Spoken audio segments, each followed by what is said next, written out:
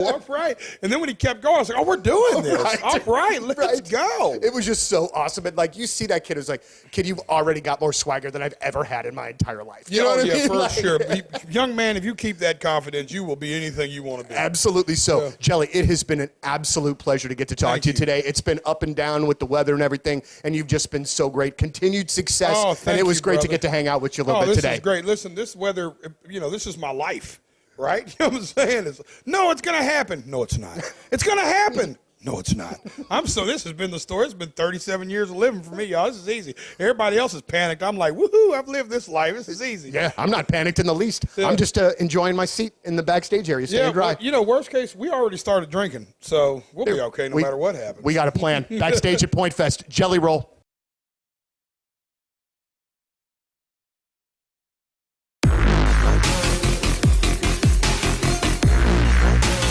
Backstage at Point Fest, and this is, I gotta say, of all of the interviews that I've done, as far as the placement in conjunction with the show, this one is a little different because there's not going to be a show here tonight, but we've got Highly Suspect here to join us. So, gentlemen, hello, and I'm gonna make this probably pretty awkward for all of us. Happy to be here.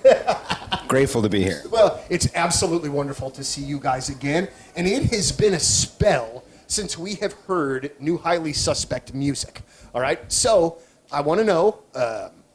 Hey, everybody, hello! It's Thursday, and what seems like the longest week ever. Am I right? Am I right? Yes. This week is crawling by. I guess because we got a long weekend. It's crazy, We got though. Monday off. It's one of those things that when it was Wednesday, it was like, is it Tuesday or Wednesday? It almost kind of seemed like it was flying, and then it just lagged. Yeah. Yep. Lag. Wednesday was like 2 weeks into one. Yeah, what happened? You know what it is? It's hot out. It's miserable. Oh, maybe that's it. Maybe it's Like the if heat. you do any outdoor activity, and there are some dudes that are doing some roofing. A couple houses up from me. God bless you guys. Woo. Yeah, is Fun it? time. I mean, like, landscapers, if it's raining, they can't work. Is it like, is there, if you're laying asphalt or doing roofs and it hits 110, Right. you get the day off? Is it like a rain man, day? A job is a job. It's lost money. Yeah, put a wet towel around your neck. Yeah, you got to suck it up, Buttercup. That's why they're so tough. I'm just wondering, because I didn't see anybody laying asphalt yesterday. Oh, well, you weren't in the right places. Oh, well, I thought I was. I was looking for it. No, we're soft. Like, I'm not. Oh, This yeah. is why we do this. Yeah, Yeah. admittedly. This is why, we're in the air conditioning. Yeah. I went outside to throw a hockey bag in the car, and I went, Let's not go. I was driving down 270 yesterday to get on 40, and there's some construction right there. And I was thinking, as these guys were working in this heat, there isn't a porta potty. And I'm very aware of where the bathroom is at every given moment of my life. And all I think about is, like, it's hot. These guys are probably pounding iced coffees from Quick Trip and getting the craps, hitting them, and they got nowhere to go. And I just want to know, like, if our construction crews could, like, hit us up and let me know, like, do you have to get in your car and drive as a group to a gas station? Or well, I think that there's over a sweating certain it out. amount of people working, they have to have a porta potty on site. Okay. They're sweating out the crap. I mean, they have to be. Maybe they raw Right? dog. Oh, no. They going in the woods? Now, you They're just holding it. go before. They're Hell holding no, it. they're not. They're hopping in the truck and they're heading to Quick Trip or Yeah, take a break. Lowe's. Going to Lowe's bathroom in the middle of the day. Yeah, that's just All construction efficiency. dudes. Oh, I got to run to Lowe's. Peace. A lot of tool belts hanging over the stall. It just depends stall on door. Yeah, depends on the site, but trust me, they've got a logistical plan because all those guys are. A lot of them were drinking the night before. I know. They're There's not always sleeping a well. Pounding coffee in the morning. Pounding worried about coffee in them. the truck on the way. Smoking cigarettes, pounding Yeah, dude, coffee. just diuretic after diuretic. They got a plan, believe me. I do know that Saturday, was it Saturday or Sunday? I don't know. It was the first time that I've been able to just, in a long time, be able get up in my own house, make a coffee, and sit out on the deck with my wife. It's like a nice thing best. Nice, right? that we really enjoy. And it had been a long time since I had that opportunity. And it was early, and construction crews were in the neighborhood cruising, not like a road construction. On Saturday like, morning? Yeah, they were doing like the house a couple houses down, and it was just bang, bang, bang, bang, bang. I mean, it was like 6:40, and they were catching it, early, so they wouldn't hit the heat. And I totally get that, but at the same time, I was like, oh, come God, on. I just Hey, want to the have good a news coffee. Listen, the good news is they're busy. Yeah. Bad news for you is you want to enjoy your cup of coffee with your wife out on the deck on a Saturday morning without hearing bang, bang, bang, bang, bang, bang, bang. I got it, though. I was like, yeah, you know what? It's no big deal. It was actually kind of entertaining to watch. To bring this all together, yesterday I got home and my deck, we're getting it redone and they started tearing it down yesterday. It was demo day. Oh, sweet. Demo day. It is so cool. Like our upper deck, the balcony is gone. And I told Tim, I'm like, dude, I don't know. Like it was so cool to see. We have these 2 sliding huge windows. And I was like, I kind of love that we can see our yard without a deck up here. Like it gave a whole new Just keep it view that way. to your to what your house looks like. But no, I'm so excited. And right now they have like our main deck looks like a stage. They took all the railings off, and so it's just a stage up there, a platform. Nice. I'm jacked. I can't wait. So you're putting a second one, that second balcony back up? Yeah, I guess so. If you don't, that's a quicker way to get down. Quicker way to get down. Put a slide. Hey, what time are they starting every morning? Well, they got there yesterday around 7:30. 7:30. They wrap things up around like 3:30. Because that's a bang job. Well, Bang, bang, bang. They want to get stuff done before the really. Oh, before the this heat. ridiculous heat. Before the heat. I totally get it. Okay, so with the heat, where we live, we live here with the heat. I get it. What's too early? What's acceptable? What's too early? On a weekday? Weekday and weekend. I think 6:40 is okay. They were banging on this thing. 7:30 is all right. They were putting up what do you call it? Siding. Like redoing siding and all that kind of stuff. 6:40 they started. You say 7 a.m.? No, yeah, I think 7's all right. 7 during the week. Everybody should be up by then. Kids got to go to school. Right. What about Sunday morning? 8:30. 8:30. I'll give you 8. I'll give you 8. I think 8's probably reasonable. I'll give you 8 o'clock. Sucks if you're trying to sleep in, but my body doesn't let me do that anyway. It's part of living in a society. Yep. It's got a deal. Give, take. Give, take. You got a deal. I've evolved, actually, Oh. my opinions on those. Yeah, he used to put people in the those- crosshairs if it was 8:30 and they were On those kind of in the questions. neighborhood. Look at you. What time should you start on the weekend? Never. You should never do work on the weekend. Right. Lover boy. Yeah, some of these construction places, if you're looking to build a deck, if you're looking to get new windows or doors, whatever, they're weeks out. So there's no time to take a day off. Yeah. Hot is hot, whatever. Suck it up. Well, remember Drink some water. We had those couple weeks too with like crazy rain. The weeks after that, some of those crews that like had to sit out like during those weird rainy days. Remember that? It was like a stretch where we had all that flooding and all that. Man, they were out into the evening hours. I saw construction crews really making up for lost time, and I felt bad for them. It was heavy work, Well, man. What's great on a hot summer day?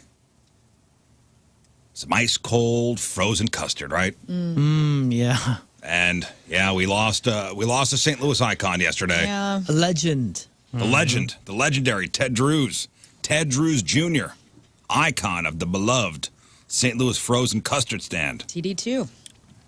96 years old. Good for him. He really- Congratulations. It's a great run. He really was old, guys. He ate custard every day. Yep. He lived to be Congratulations. 96. Yeah, congratulations, 96. That's a big one. 96 years old. That guy accomplished so much in his life, too. Hey, honestly, Like, 96. Round of applause. I think that deserves applause. I'm going to give you the big one. Standing out. Seriously, that's Standing O that's for Ted inspiring. Drews. And by the way, it's not Ted Drew, it's Ted Drews.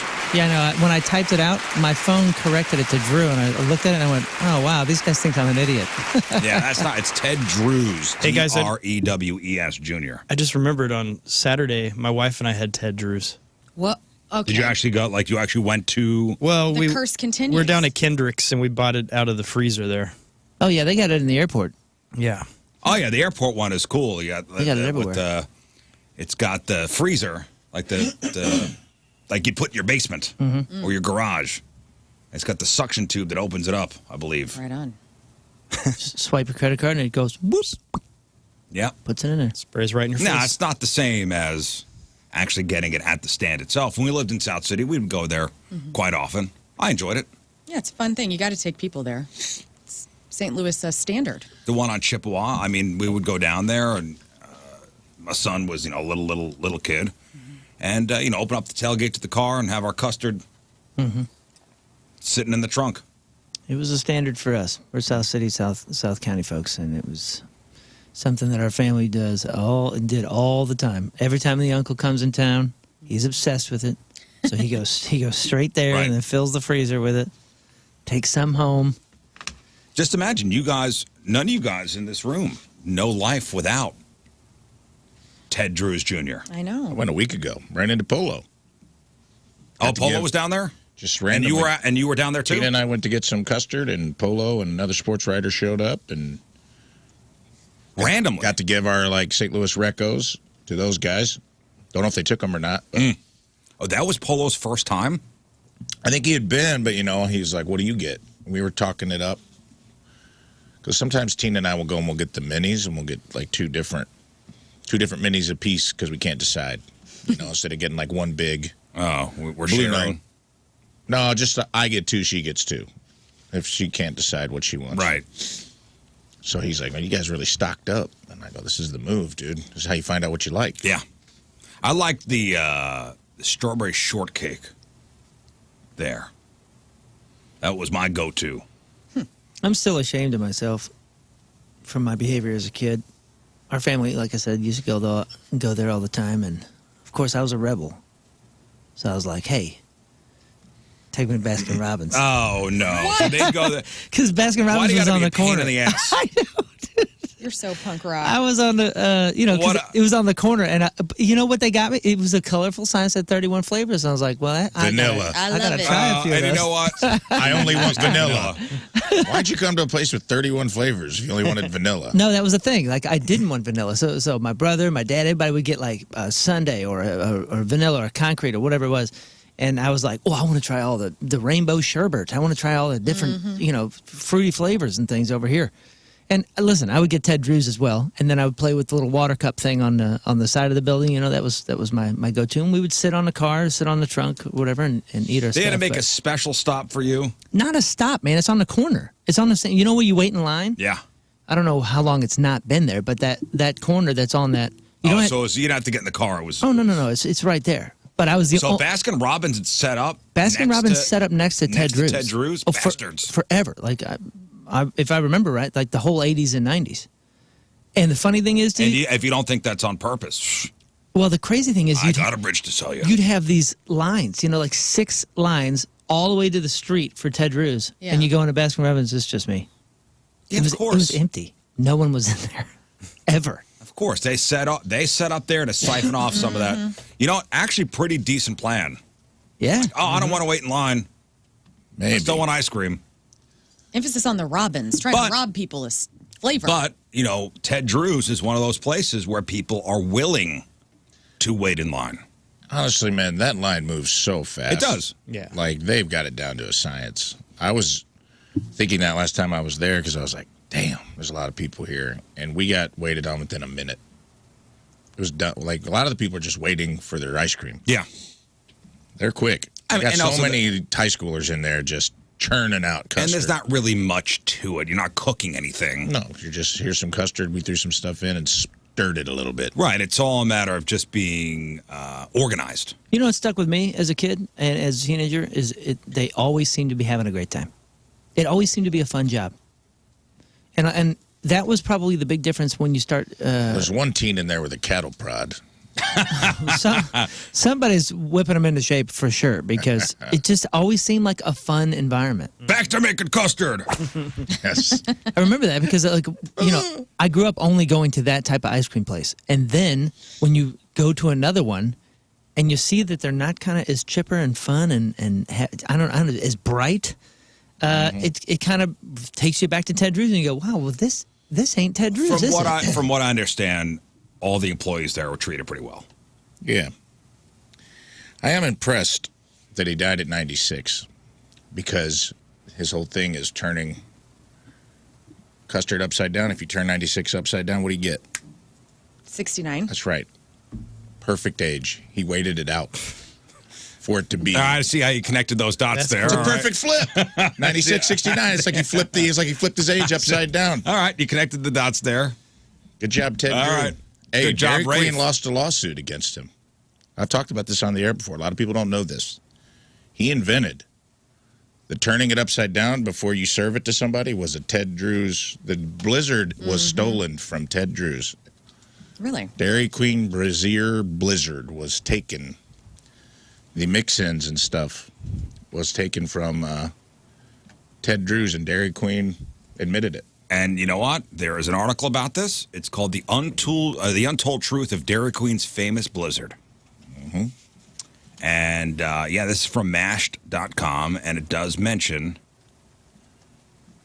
the Blizzard wasn't invented in some high-rise boardroom or fast food think tank, but by a Dairy Queen franchise holder in Missouri.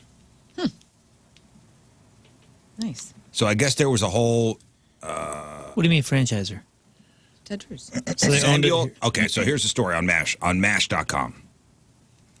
Samuel Temperato was one of the company's most successful franchisees and owned 67 of the restaurants in the St. Louis area at the time of the Blizzard's creation. He would eventually expand his ice cream empire to 81 Dairy Queens. Although Temperato took credit for bringing the Blizzard to Dairy Queen senior executives and held a patent on the Blizzard machine, he somewhat disagreed with DQ officials dubbing him the Blizzard's inventor. He made sure to give credit where credit was due, and as far back as 1986, he wanted to make sure the public knew that the spark for creating what would become the Blizzard actually came from a Dairy Queen competitor. Temperato wanted the credit for the dessert to go to Ted Drewes Jr., a local business owner who ran the popular Ted Drewes frozen custard stands, which are still in business today. Drewes' popular item that helped them compete with Dairy Queen was his concrete frozen custard. At the time, Drewes said that he didn't see the value in adding candy to his custard, but of course, Temperato did, and thus the Blizzard was born. That's pretty cool, man. Congratulations to the family, to him. Mm-hmm. I mean, what a cool life. 96. And slinging the best ice cream on the planet for the famous Blizzard. Yeah. Well, Yeah. What a legacy. I forget when it was, 80s, 90s, whatever it was. I think I was a teenager or a kid, and I started seeing all the prepackaged stuff in Schnucks and Dairy Burgers and everything. And I remember when I saw that for the first time in the grocery store. Because that was the cool thing about Ted Drewes. It was one spot. You just got it there. You got it there. You stood in line. You asked for it. Bam. And when I started seeing it in grocery stores, I was like, holy smokes, this is it. It's going to explode. We're going to see these things in Tokyo. Were you not a little disappointed, actually? Or were you, No. Or were you stoked? I was stoked because this was like a family thing. This was like, when you left St. Louis and people said, what's in St. Louis? For a South County kid, it was like Ted Drewes and Lion's Choice were the things that you would say. And I thought, wow, this is it. They're going national. People are going to be talking about Ted Drewes everywhere. And this is a South City thing. I thought it was awesome. Yeah. Well, here's what the what nice little write-up in stltoday.com. Ted Drewes Jr. didn't found the frozen custard business that bears his name for generations of St. Louisans. However, his face an eager declaration that his custard really is good, guys and gals, were as synonymous with summer as Cardinal baseball and fireworks at the Gateway Arch. Drewes died August 26th. His family confirmed he was 96.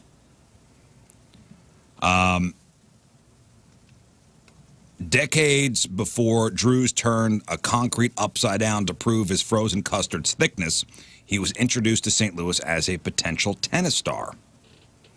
An August 1945 article in the St. Louis Star and Times reported that the teenage Drewes, already a crack rifleman, champion speed roller skater, and table tennis ace, was working on his tennis game under the guidance of his father, St. Louis tennis star Ted Drewes Sr. Drewes' father opened the family's first frozen custard stand in 1929. A St. Louis location debuted the next year on Natural Bridge Road, followed by the still-going locations on South Grand and Chippewa, 1931 and 1941, respectively. Still, when Drewes Sr. died in 1968, frozen custard rated only a brief mention after his tennis exploits and his obituary in the Post-Dispatch. So I guess this guy was a pretty good tennis player. Right on. The reason Dad went into the ice cream business was so he could play tennis all year round, Drewes said in a 1981 profile in the Post-Dispatch. That's the difference between my father and me. I allowed myself to get captured by the business. He never did. At that time, Drewes said he spent 80 hours a week between the two stands, though he did allow that some of the time was for goofing off, like testing sundae toppings with a salesperson. Drew's made the Chippewa stand the hub of the frozen custard business, more than doubling its number of service windows. He was also responsible for introducing his family to the frozen custard stand's other St. Louis tradition, the seasonal Christmas tree lot. In 1953, Drew's ran the Christmas tree stand, a business he set up in one of the parking lots. I guess the Christmas tree stand was in the parking lot, and he took it over from somebody else. That's awesome. Back in 53. I guess they still get their Christmas trees from Nova Scotia, Canada. So I mean, the guy's got a story. And that's wild with the Christmas thing because that is very much a tradition for St. Louis as well. Every Christmas, everyone goes down there, then you go see the lights behind that neighborhood. Mm-hmm. So R.I.P. Ted Drew. What's going to happen? Like, who is taking over the business then, the family business? Like, who's going to be the successor of this? Drew's. Or is there, I guess there's somebody already in place. Teddy Cubed. Ted Drew's the third. Is there a third? Ted Cubed. I think there's got to be. I mean, I guess they've been doing it for a while. He probably wasn't actively doing business at 96, I would imagine. He was still the face of the organization. Right. He got back still into doing tennis. the commercials. Yeah. Focused more on that towards the end, yeah. I wonder if he liked pickleball. What do you thought about that? Ooh, I bet he loved it. I bet he loved His it. thoughts on pickleball. All I We'll know never is know. there is not a St. Louis on the planet that doesn't see a faded yellow looking color, especially on a T-shirt, and not think Ted Drew. That's right. That's It's right. that- We'll it's go that down 80s as yellow. Yeah. We'll go down as an unforgettable St. Louis icon. Yeah. It's awesome. I went down the rabbit hole of looking up, famous St. Louis TV icons because Ted Drews has been on TV for as long as I've lived here and all your lives. Mm-hmm. And the RFT, when they actually did local articles, 17 unforgettable St. Louis commercials and the people in them. So they'll list, the Weber Chevrolet guys, George Weber, Yeah, Skip. Schweig Engel. Oh, Schweig-Engel? Schweig Engel. Yeah. It's like a law firm, right? Or what was Schweig-Engel? Furniture. It was furniture. That's Here's right. We don't monkey around be at anything. Schweig-Engel. It had a guy in a Schweig-Engel. gorilla suit. Yeah. Those rental guys ripped the shirt right off my back. Wow. Ooh, look, a magic lamp. I wish I'd gone to Schweig-Engel where I could get some credit. We are the Schweig-Engel Credit Genies. Your credit wish is our command. So were they, okay, so they were credit. Was it a rent-to-own? It was furniture, right? I think they just Schweig-Engel gave you furniture? credit for furniture. Oh, they gave you credit for furniture? Yeah. I'm 90% sure. 95% I'll go. Because I remember the gorilla Schweig-Engel. commercials. Of course, Fred and Dirt Cheap. R.I.P. Fred. How about, Becky's Queen of Carpet? Of course. The Queen. The Queen. Hey, you gotta. Hi, I'm Becky, the Queen of Carpet. And I'm Wanda, Princess of Tile. At our stores, you'll ride high on our low prices and great selection. R.I.P. Becky. The Princess of Tile. I mean, she did not get the same attention that Becky did. Yeah. She was like Luigi. But they broke apart, right?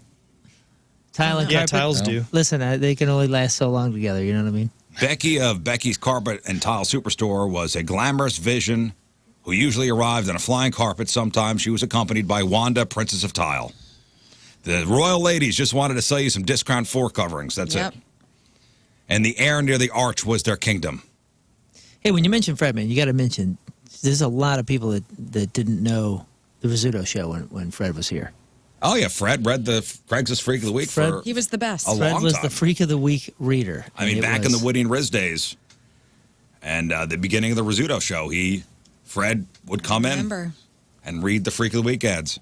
Legendary. Of course, Carol House, The Dubmans. Brooke and Amy Dubman, Yeah, dude. Wonder Twin Powers Unite. who we sometimes see in the hallway here, and I get starstruck. I'll be know. honest with you. Yeah, they're so interesting, those two. Remember they were here a couple weeks ago? I guess they were recording a commercial, Uh-huh. and you came in the office. You go, "Hey, the Dubmans are here. Go say hi." And I go, "I don't want to. Yeah, you're like, I can't do it. I can't do You're like, it. shut the door. I can't do it. I can't do it. I'm like, what? I don't want to embarrass myself. What? What are you gonna, how are you going to embarrass yourself? I don't know." It's a great showroom. Valley Park. Love that And we've one. bought a lot of furniture from Carol House. Mm-hmm. Because I like nice things. Uncle Leonard. Who doesn't? Uncle Leonard. What is that? I don't know that. Brooke Dubman wears those cool shirts, too. He does. Roll the sleeves up, and they're like a different pattern. Right on. I don't know who Uncle Leonard is, do you but mean, he like- was in a lot of commercials. Like Men's Warehouse? I don't know. Yeah, I guess. I don't know where you get them, but I know I see them out occasionally. Yeah. And it's like the kind where it's like it's paisley on the outside, but you roll the sleeves up, and ooh, it looks like a handkerchief. Yeah. That's Yeah, he's cool as known hell. he's known for his snazzy shirts. What Wearing company an is ascot. Uncle Leonard? Uncle Leonard. So here's the commercial I got pulled up. I don't know. It doesn't play though, but it's Uncle Leonard is in between John Hewlett with hair and Brett Hull with a mullet. Oh. RFT says, described by one of our staffers as a deep well of anti-charisma, Uncle Leonard knew he needed something snazzy to catch the attention of the public, so he always scored good guest stars in his commercials, like Brett Hull's mullet. It's gorgeous. And John Hewlett in a ref shirt. Does John have glasses on? Yes, he does. This is the 80s. It is the 80s. 80s or early 90s. Let me see. Steve Mizrahi. Don't know that name either. I've heard that name before. The Miz. Is that what it is? I don't know. What- I think what's it's the- Road Rules, What's right? the company? This guy knew what was up. He knew that he was acting a fool and didn't care one bit. In fact, he did it on purpose. Why? It was memorable. We're still talking about him to this day. I've heard the name before. I don't know what he sold. Cars?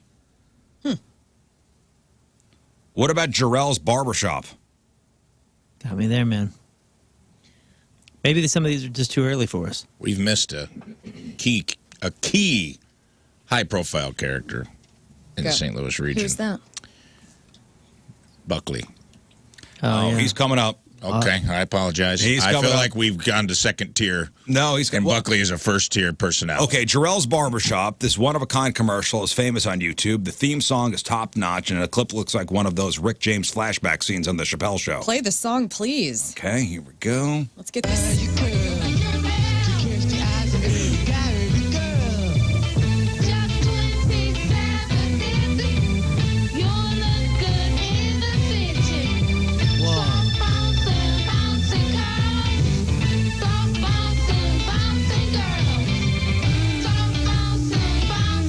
No, you guys don't remember that? Don't Dude, remember that. That had to be the inspiration for the commercial from Soul coming Glow. back. Yeah, coming back to America. Coming to America. America. Brown and Brown, Don Brown, Slyman Brothers. Here it is. Insta Credit Automart. The Buckley dynasty. Buckley was the dog who helped this chipper lady hook up your car credit. I think Buckley passed, and there was another dog. There were three. Were they all named Buckley? No, No, Buckley. there was another one. Buckley had a baby. Buckley had a baby. Buckley had a baby. I guess Laclede Gas had some pretty good commercials too. They got Ernest P. Worrell. Is that the little guy? Oh, no. No. Ernest goes. Ernest. Ernest does Christmas or whatever. Oh, really? Like the Ernest? You know, Vern, Laclede natural gas is such a hot, fast, cheap way to heat your home and cook them fancy foods you're so fond of that it has inspired me to write this poem. I affectionately call it Natural Gas by Ernest P. Worrell. Well, actually, it's by Laclede. I just wrote the words. Well, I mean, they got a famous guy to do their That's crazy. commercials. That's pretty neat. That's amazing. Also, I didn't know Ernest's last name. Worrell. Yeah. Worrell. When I was a kid, I always thought it was World. Ernest. Ernest P. disappointing. Worrell. Shane Coe and Missouri One Call, dig safely, it's the law. All famous commercials from the St. Louis area. But R.I.P. Ted Drew, 96 years old. Great run, great custard. Listen, this he's a celebrity in the hearts and minds of people here in St. Louis. Yeah. Just a custard man to anybody else outside the St. Louis region, but a local celebrity here. What is a celebrity death during your lifetime that hit you the hardest? Oh, man. Taylor Hawkins for me. Taylor Hawkins, so recent. Recent. Yeah. I mean, I remember where I was when Kurt Cobain died. I remember listening to WTAO down in Marion and on the back roads coming back from Marion Mall and realizing Kurt was dead. And that was, as a little kid, that was like my first celebrity death where I was like, oh man, because I was just getting into Nirvana in 94 and I was so into it. And so that sucked. But the one that like really tore me up where I'm having like deep emotions, had seen him live, wanted to meet him one day was 2022. I think it was March 27th, 26th, 2022 was Taylor Hawkins. Yep. Sucks. I got you. That got me good. That was a wild one. Rafe, celebrity death that hit you the hardest. I don't know, man. I remember so many big ones like Princess Diana. Well, that you really didn't have a connection to. I'm going to say that. I would say Michael Jackson, Princess Diana. I just remember those were like big, like the world stopped. Michael Jackson for me was the whoa. Yeah, it didn't seem like, as weird as he was, it didn't seem like he would be dead that young. Michael Jackson was, but I didn't get the, I was, whoa, Michael Jackson died. Yeah. But I didn't get the feeling. I didn't get that, ooh, man. I would say when Johnny Cash died, probably. Johnny Cash? That one hit me hard because I was just, I mean, even though you know it's coming. Like Johnny Cash was an old man. He was old and June had died, but it was just one of those things like, those people that seem larger than life, I'm sure, when they pass on, it's... Robin Williams hit Robin me really Williams hard. is mine. Too. Yeah, that was the shock. That was a big shock. That one hurt. Well. Johnny Cash, you see Johnny Cash in the Hurt video, you go, this is a man that that's that's close. For sure. And his wife had died, as you said, so that was kind of expected. But the Robin Williams one was like, whoa. Yeah. And that's the one that made me realize, wow, I've never, I don't remember a time when I didn't have Robin Williams in my life.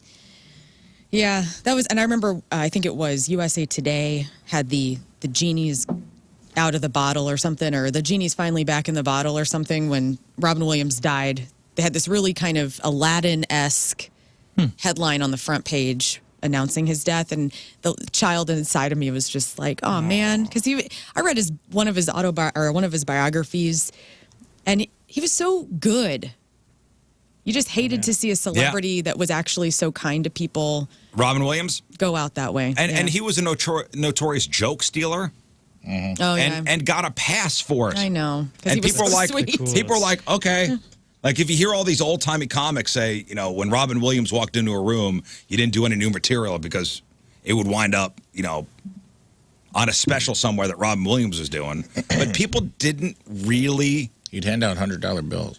But he got a pass for it. That's wild. Yeah, a different time. I think comedy polices that a lot harder now, but yeah, he would. Well, plus people would say once Robin Williams took your joke, he would make it so much better. You couldn't get you'd feel like you were doing a lesser version of it, Even though it was your joke. There'd be people that would go up to him and be like, "Hey, I think you took that joke from me," and he'd be like, he'd just hand him a $100 bill at the Comedy Store. He also was on a lot of cocaine. Yeah. Let's be honest. Yeah. He Wow. Was, at that time of his life, there was a lot of cocaine. And so hairy. And they said that they literally thought his brain worked in such a way that it wasn't malicious. He just was absorbing everything around him at all times, and he was bouncing off the walls. So he's like, they were like, he wasn't like purposely coming in and watching you on stage and being like, I'm going to go do that joke. It's just like he was absorbing, he was hearing it. It was bouncing around his brain for 2 weeks, and then he would think maybe he didn't even know. I think a lot of times he didn't know. He just like, that's why he got a pass. That's what I've seen on like documentaries and other comics talking about it. They're just like, he was so wild on stage and just doing all this crazy stuff that like, it was like osmosis. He was just absorbing stuff. Wow. Scott, what about you? Celebrity death that hit you the hardest? Well, I think as a child it would have been John Candy. That one hit pretty John hard. Candy. That was a big bummer.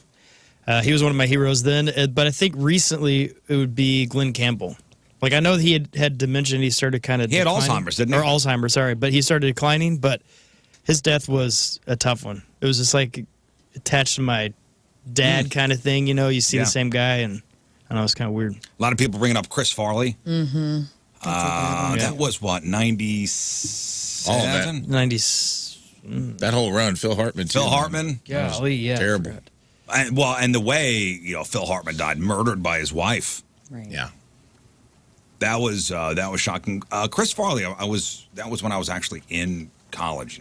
One of the 2 semesters I was there, and didn't hit me as hard as it should have. It would have if you were a different age.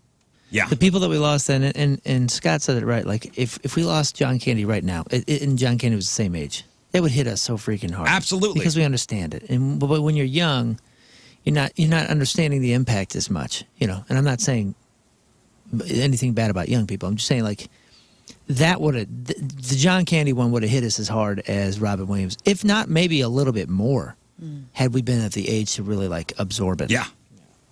Give me one. And same for Chris Farley. Well, my one was Robin Williams that I don't have a connection to. Chester was obviously a huge one, and yeah, those are the 2 that emotionally impacted me. There's a couple that you see like these artists that and that always bothers me a bit more, like the Philip Seymour Hoffmans.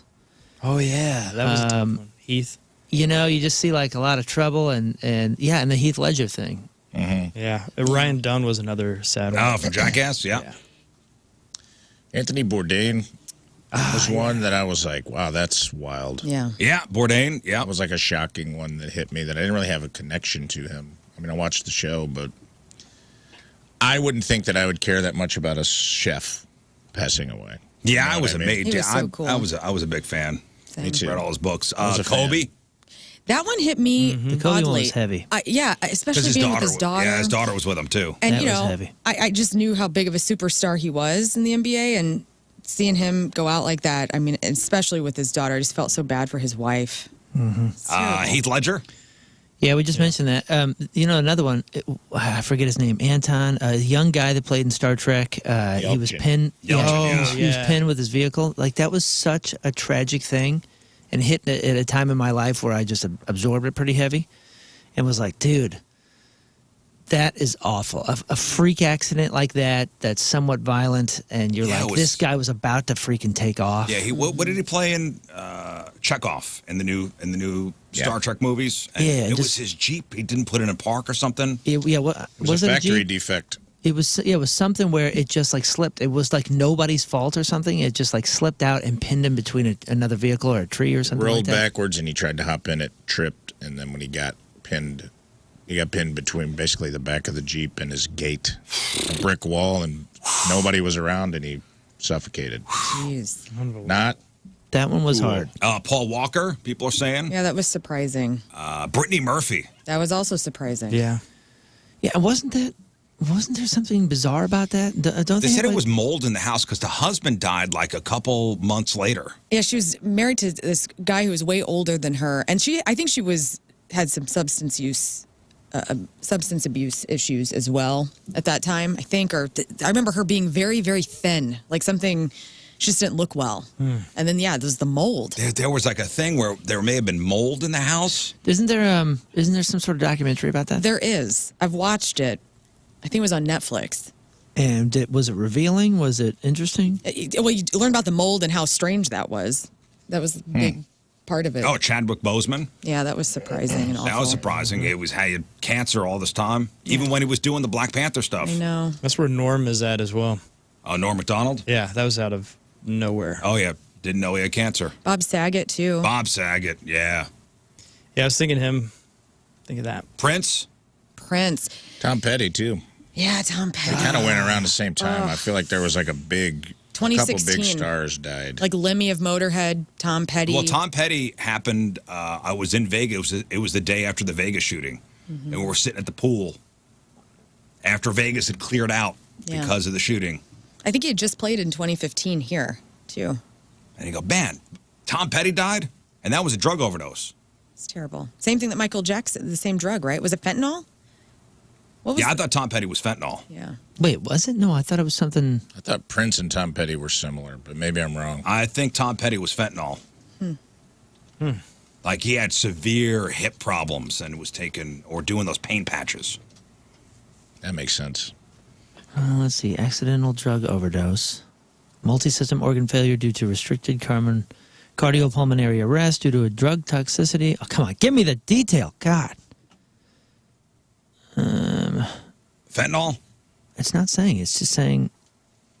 Like what was the in cocktail? At least in this article. It says a drug overdose of several medications. Carrie Fisher also was a death that, I mean, I'm not like a diehard Star Wars fan, but I have so many friends who are, and I saw how sad they got, and I felt like their queen had perished, you know, and she did. She was awesome. That was another one where I was very surprised. Yeah, it was a shocking one. Yeah. She died on was it on an airplane? Or she got sick on the airplane, they took her off, and she wound up passing away? Okay, the autopsy found these drugs in Petty's system: fentanyl, oxycodone, acetylfentanyl, and something else fentanyl, which are all opioids. And then temazepam, alprazolam, which are sedatives, citalopram, which is an antidepressant. So I guess it was a mixture of everything. Yeah. Carrie Fisher did die. Heart attack, transatlantic flight. Yeah. That's Yikes. awful.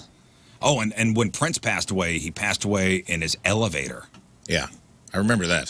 He was Was like he in an going up or elevator in his down? house. He was at an elevator in his house, and yeah, Scott. And he wasn't found for a while, right? It was a while. He was alone, I think. He was alone. And there was a secret St. Louis show at the Fox planned. I read. I didn't know about that. Yeah, like he was supposed to be coming Stop it, into Scott. town. Everything doesn't have to be a joke. Sometimes save those. Okay. Okay? We're talking about death. I don't know if that's actually true. That was a rumor, but he was supposed to have a secret Fox show. Well, anyway. Private event. I'll tell you another one that, not a mainstream one, but one that I remember is Jeff Buckley. Because it was such a weird... Oh, he drowned. Yeah, he swam in the Mississippi River and like got sucked into a tugboat's wake.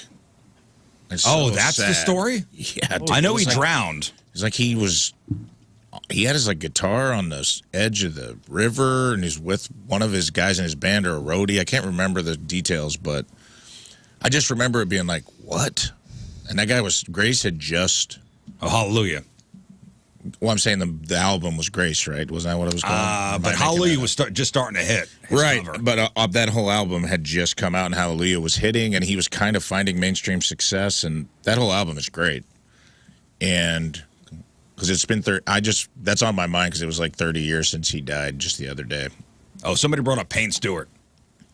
Oh, that was Yeah. rough. Yeah. You know On that the story? crash. The Payne Wild. Stewart story? No. So Payne Stewart was a famous golfer, and he was famous. I mean, he was a great golfer, but he was famous for wearing like the old school golfers' outfits. Yeah, Like with a floppy hat?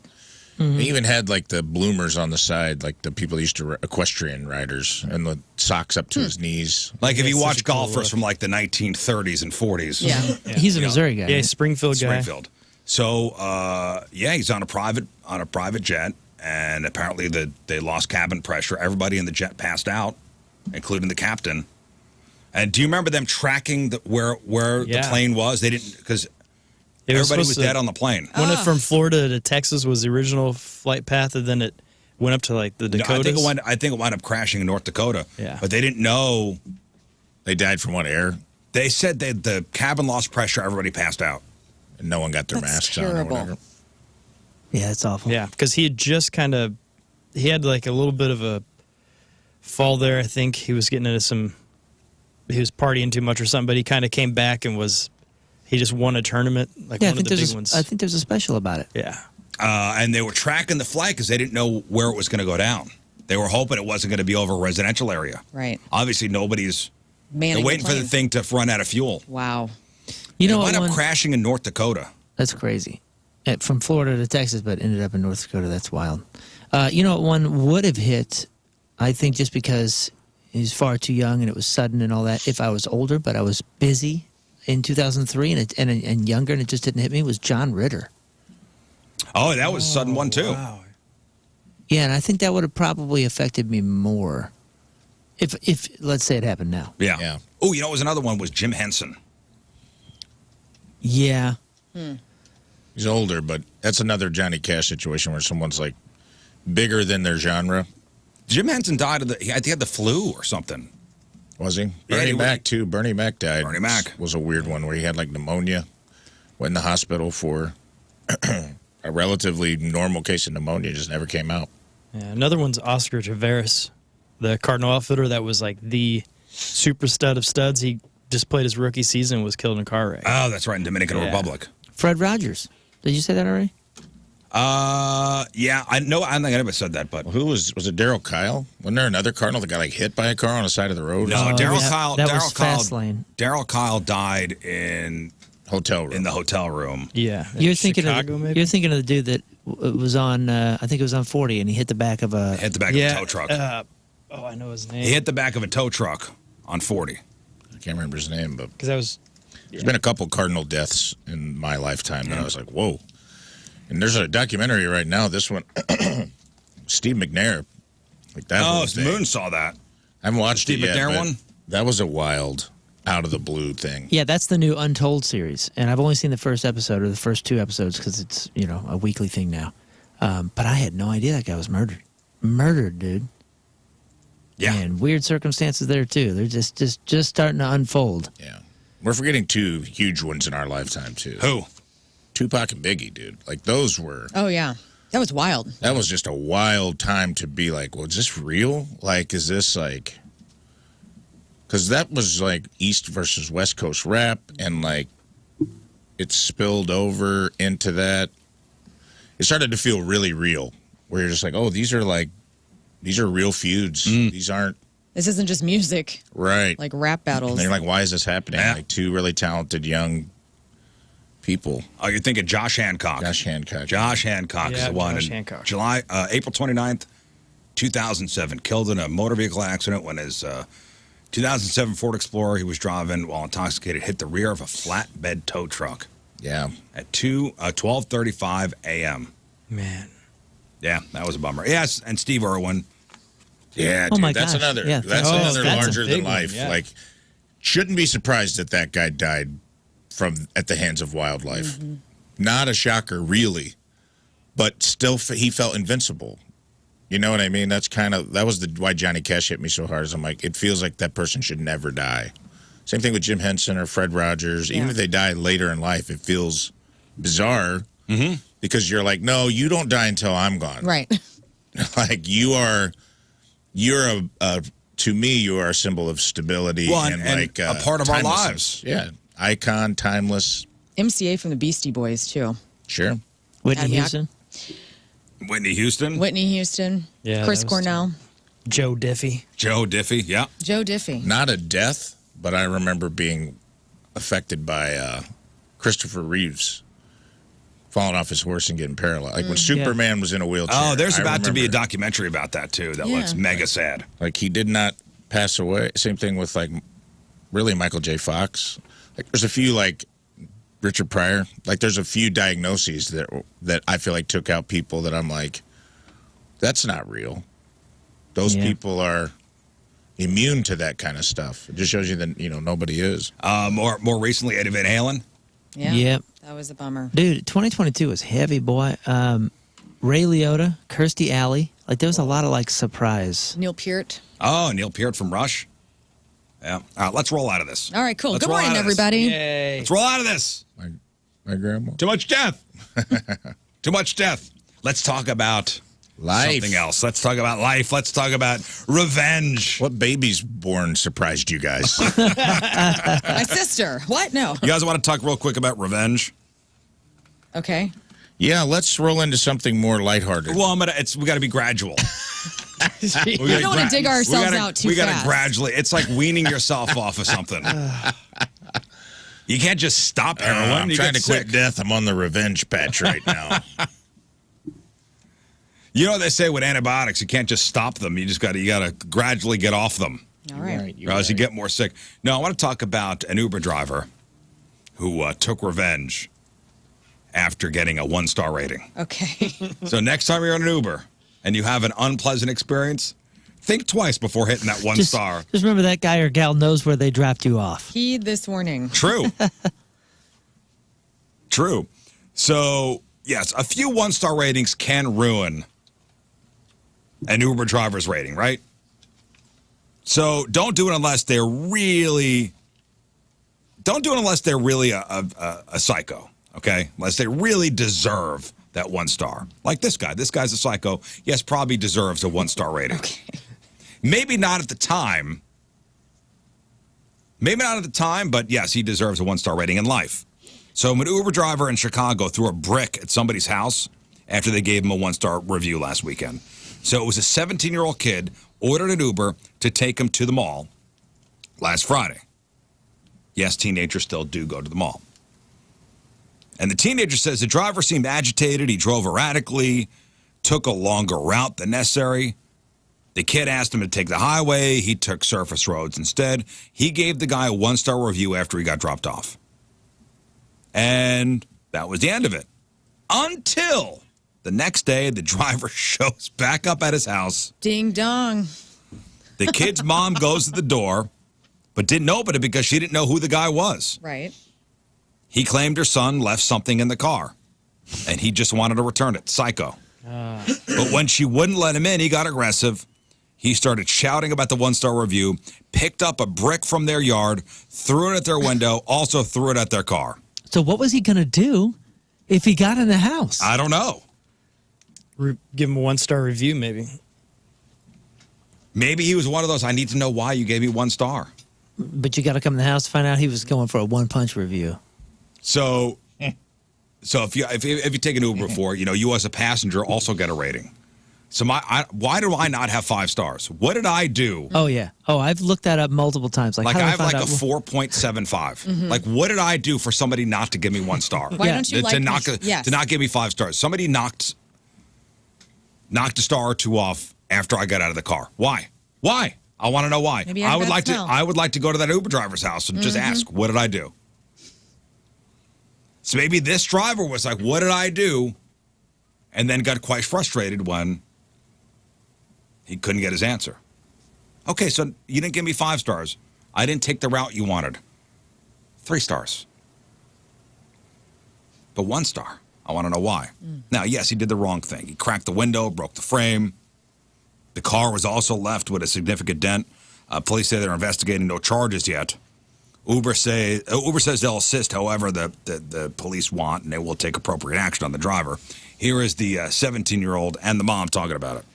I was just trying to make it to the mall. I was trying to get there within a certain time frame, and he had decided to take the longer way to the mall. At the end of the day, somebody should have a right to a review. It's opinion-based. Like, if you have a 1 star, you have a 1 star. I mean, you took the longer route. You're charging this person more money. That is kind of a messed up thing. Like, how can you police that side of Uber? Do you just say, hey, don't take that route? And then you get the bad review for being a backseat driver passenger? Yeah. Listen, it's just the system we've set up. I know. It's the system we've set up. It's the review goes both ways. Right. All right, that's one instance of review. Yes, an overreaction to the 1 star, probably. Absolutely. Okay. Yes. I got a 4.85, by the way. I'm just like, how? How? Yeah, what did I do? What did you do? I think about that all the time. You guys are so neurotic. I had a 4.95 or something like Well, it's that. 'cause- And I'm like, why not a 5? Yeah, it's now I've forever been a good impossible. passenger. And now it's impossible. We can't. I always we'll say never get it back. I always say be safe after. I have a 5-star review, but Is it an accident? Dang. no, it's not. I'm a great passenger, and I don't throw bricks into people's I got a homes. 4.88. What did I do? What did you do? Did you talk to them? I always try Were to you mean mugging? Never. No, I'm the nicest dude, and I'm quiet as I heck. always say be safe after I'm dropped off. Hey, have a great night. Be safe. That's Dude, very nice. the crazy thing is, now they have is it Uber? I think it's Uber, where you can select to be quiet. Yeah, you can but like. I feel that would actually be detrimental to my review. Do you think that's what maybe I'm getting the? Let's get our guest in here. Can I give this guy a 5-star Ladies and gentlemen, review? from rock.net, our buddy Luke Spencer. Hey, St. Louis, I love and miss you so much. I miss you, Lions Choice and Blues games. And A&A Donuts in Oakville off Telegraph. Oh, brought us donuts. So much deliciousness. Add them to the pile. Yeah. Lori and Amy brought us into Hey, Menzo. way to come on and pander immediately, too. I Nothing love that. against the pile. I think these are a little bit higher up in the donut chain. So I'm going to say that. I bring donuts to a lot of people because I learned in college, if you ever want donuts, bring it for people. And the reason why, that way you're not tempted to eat an entire box of donuts yourself. Right. Oh, this is watch just me. an excuse for you to eat donuts, right? Kind of. Are you going to? I'm not hearing complaining. You got all of the best kinds as well. The cinnamon twist, the long john, both the vanilla and chocolate with Correct. sprinkles. You got the what is this? Fruity Pebbles on top of the glazed. You got a jelly donut. You got Cinnamon Toast Crunch on top of the. I'm excited. He did it. You guys, He did it. He did it. I love when Luke comes in. I'm in my late 30s now, and I finally made people happy that I'm here. Yeah, when you walk in a room, people are finally happy, but you just need to bring donuts with you. Yes, That's exactly. fine. And that's fine. Wow. You've learned to accept that. That's It's all right. fine, yeah. As long as I don't have to leave right now, too. It's like, okay, you did your service. Now you could stay. Okay, thank you. You could stay. Thank you.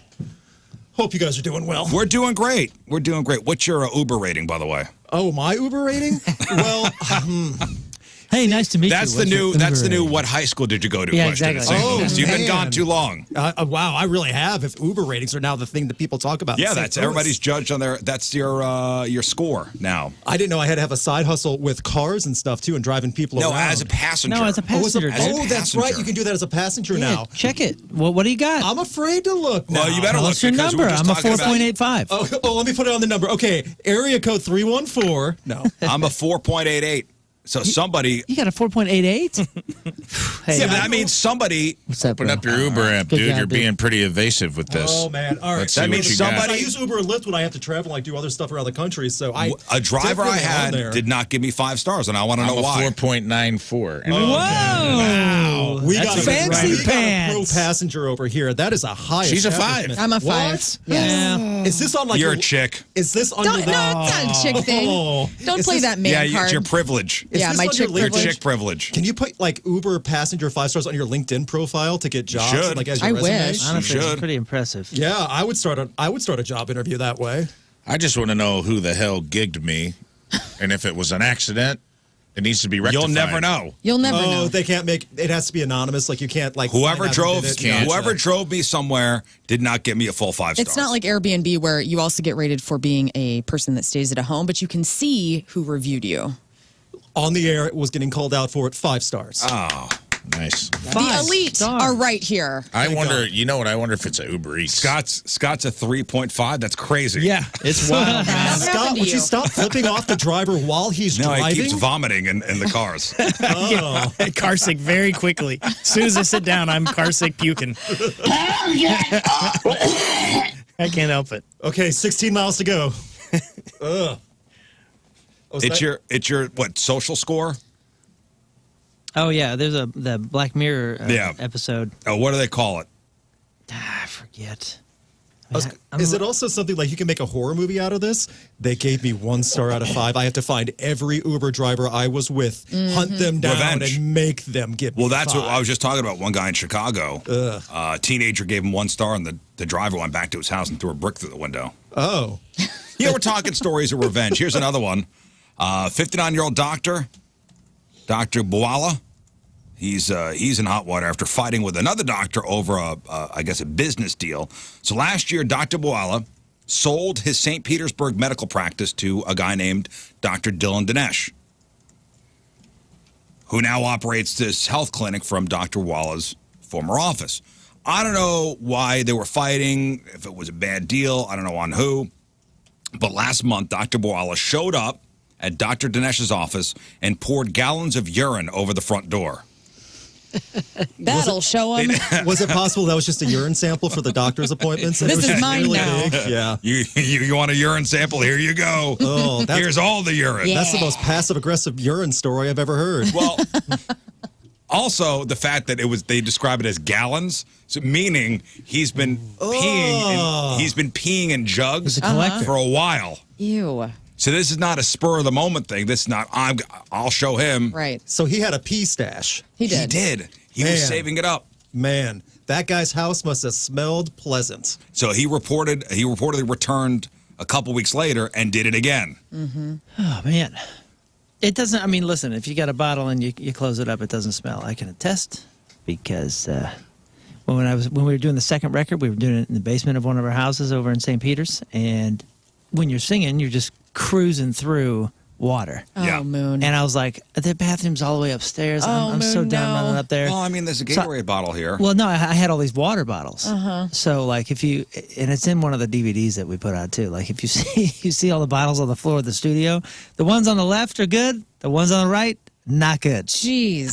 So one of the songs on those albums was the pee song. Yeah, Is that- I mean, it okay. was No, not the song. All of them. Like, I mean, it was like throughout the entire record. Yeah, because I would do hours and hours of singing. And you're down there and you're just cruising through water bottles, and you're like, I don't want. I'm in a groove right now. I'm in the zone, I'm in dude. a groove right now. I don't want to take a break. So you Who just was go. the guy? The Aviator. What was his name? Howard Hughes. Howard Hughes. Howard kept Hughes. his jars of urine. Yeah, kind of look like that. Kind of look like that in the studio. He did the Kleenex boxes for like shoes too, right? He's Yeah. like that type of guy. Yeah. That's right. Yeah. Hey, they make good Yeah, shoes. he kept his fingernails and Like, yeah, I remember that too. Yeah. the whole deal. He was like a He cartoon thought people were character. going to steal his Well, he wasn't wrong. He was just way ahead of his time. He thought people were going to steal his DNA or something. Now we give it away. So yes, bad business deal, overreaction, pouring urine on the guy's door multiple times, gallons of it. Yeah, probably. Man. How also are you just like pouring the jugs on the front store? Like I one would at a like time? to see the surveillance videos of this happening. Yeah. It's on video. Did he dress up like a supervillain and like maniacally laughing while he was doing it? I on don't the know front if it's porch? in like the 5-gallon, Home Depot bucket or it's those milk Homer jugs. buckets. Yeah. The orange bucket. The orange bucket. With no lid. You know what? No good comes of an orange Home Depot bucket because we use ours at our house to put all of our cats' like bags of turds in there. You see one of those things hanging out in a garage, never open that thing. Yeah. It's either like a severed head, cat turds, Whoa. urine. All the bad stuff is in an How orange do we Home go Depot from urine bucket. and cat Not poo wrong. to severed heads? I don't know. Because that's how it evolves on this show. Okay. Yeah, I mean, I drove in listening, like had donuts in the front seat, listening to death, all the, Yeah. the Nice. celebrity deaths. It's a metal Thursday. All right, to you, Okay. biggest celebrity death that kind of hit you the hardest. Oh, 2017 when Chris Cornell and Chester Bennington passed away within 6 months of each other in the same fashion. Yeah. That one was wild because I just saw Soundgarden on that tour. I just shot him as a photographer, and less than 3 weeks later, he was gone. Well, Soundgarden was supposed to play Point Fest 3 days later. I have the T-shirt for that where it says Maryland Heights, Missouri, but that never happened. Yeah. Yeah. I have that one at home framed with a bunch of photos I took of him. Yeah. So yeah, that was- one shocked me. And then Chester Bennington, now with all the Linkin Park stuff popping up this week too, it's just that kind of reminded me of everything. Well, I know we'll get to the Linkin Park stuff and grab on celebrities, but What do you think's happening? yesterday, man, there were people pissed. I was Off. I was at the layover and I was able to get in on the live chat when it happened, like on YouTube. Yeah. Man, to see the total meltdown. This it's not a troll. It's just a very poorly explained thing. All right, so if people don't know the story, so Linkin Park had put this countdown on their website, linkinpark.com, and it was counting down. It was supposed to end. It was supposed to hit 0 at some point yesterday afternoon. Yes. And there was, much rejoicing on social media. Linkin Park fans going, they're going to get a new singer. Yep. They're going to announce a tour or at least a couple dates, maybe a new record. Can't wait. This was hyped up well, too. I mean, the anonymous 100-hour countdown, so you had a couple days to get the hype up. The band members were playing into it, too. Everything was rainbows and sunshine. 7 years. Finally, some new Linkin Park news that we could be happy about. Yep. And learn what happened. Nothing happened. In fact, it started over. It started like it's supposed to end later this week, right? Like it's supposed to recount That's again. the rumor. Here's the thing. People are speculating that's going to be another 100 hours, like 100 hours positive. However, there have been the minor little glimpses and freakouts of like Mike Shinoda at random times. So there's the hidden clock, clues. The clock didn't even hit 0. It hit like what? 15 or something. Yeah, it's glitched It out. got that glitched type of out thing. at like yeah. at either 6 minutes or 3 minutes, one of those things. It glitched out and then started counting up. Instantly 1, 2, 3. And people were like, what the hell? What the Yeah, hell? I saw. Up front, another radio person. He said, "I can't believe I called out of work for this," and he was joking, but I was just like, "Oh man, people were taking this way more serious." Yeah. So now it will And really, end- they should be. I'll be honest with you. It'll Yeah. end Sunday at 5:15 p.m. our time. Maybe. Maybe.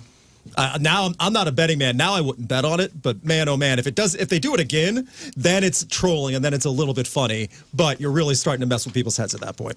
Well, what's the speculation? Is it going to be a new singer? New singer, I think. Do you think it'll be a woman? I do. I do too. See, I think instead of replacing Chester, and that's what so many people are complaining about, worried about, seeing that, instead of replacing him, do something completely different who can handle the songs. You can get a female voice there that can work the singing and screaming, but it's definitely not Chester. Yeah. Do you think it'll be Amy Lee? I do not. Yeah. I do not think it's going to be Amy Lee of Evanescence. Not that she wouldn't be capable of handling something like that. I'm just saying it would not be the best fit. And I don't think it's going to be another singer of a band that already has tons of platinum albums. Yeah, and I don't think they're huge looking tours. I don't think they're looking to mix brands. Yeah, exactly. That's a good way to say it too. It'd be too much of a crossover. But I'm more of the mindset, I'm happy for Linkin Park and what they can do for the future now. Think of all the Linkin Park collaborations. I mean, Mike Shinoda has done on his own. He won a Grammy for collaborating with Deftones when he remixed one of their songs a couple years ago. We could get Linkin Park Deftones collaboration now. We can get Linkin Park Baby Metal collaboration. There's opens up a lot more windows than just thinking of, all right, what's Linkin Park going to announce? It's more, I'm trying to get past that and just think about, okay, what all can they do? Now the window's finally open again, and something good can happen out of this once we wait for 1,000 hours or however much they want to troll us with. Yeah, it was to be an exciting week with Oasis announcing their reunion. That one's just as shocking in my opinion. Those two brothers finally going to get together and work together after 15 years, maybe. Yeah. It's the end of days. Yeah, yes, it is. Also, if anyone's listening, if you do want to get tickets to that show, buy flight insurance and hotel insurance and ticket insurance. If one of those brothers looks at each other the wrong way, show's over, everything's done. The rumor is they're going to get $285 million for all those shows. At least. And they're going to sell out. So crazy. They're going to sell out 4 nights of Wembley. That's what the tours are that. So 4 nights of Wembley, they're going to sell that out. Yeah. As long as it happens. And as long as just for the shows they have announced, $285 million. It's pretty Do you think solid. if they can keep their crap together, the probability of them coming to the States is good? If the tour goes successfully with them keeping it together and not having the sissy slap fight that they always have, that they've had for years. I mean, these are the two stereotypical angry British gentlemen that really go at each other. And they don't, not even fist fights, like the angry sissy slap fight. And they're going to do it on stage at one point. If they can go through the entire tour without doing that, then I can see the States in 2026. Nice. What if this was the longest troll in history? And they just were like, why tour our whole lives? Just pretend to hate each other for 20 some odd years, and they'll pay us to get back. Oh, they're together. geniuses. That's not a bad idea. And then cash in. And we'll cash in when we need the money, and we'll do like 10 shows, and we'll make the same amount of money we'd have made touring in 20 years. Way more than, because that probably would have had like decrease and like decline. Yeah. Oh, that's genius. And then they could Perfect. What a plan. And then they could record all the Wembley shows and sell that online for people to watch and like buy on like digital download and stuff. AXS Keep making money and double dipping. Genius. Those Oasis brothers, we thought they were genius. We just thought they were angry, drunk British men. No, geniuses. They are just businessmen. Absolutely. Listen, Luke Spencer is here. Check him out, rocked.net. And, of course, the YouTube page, Rocked, which I still love dearly. Thank you. It is so good. Famous for his list, which we'll talk about some of your I sent you some 10. ones that I think some good discussion since the last time I was here. All right, so Luke's here. He's going to hang out for the show. After the break, we have the Craigslist Freak of the Week. We have another playoff round. But first... Oh, okay.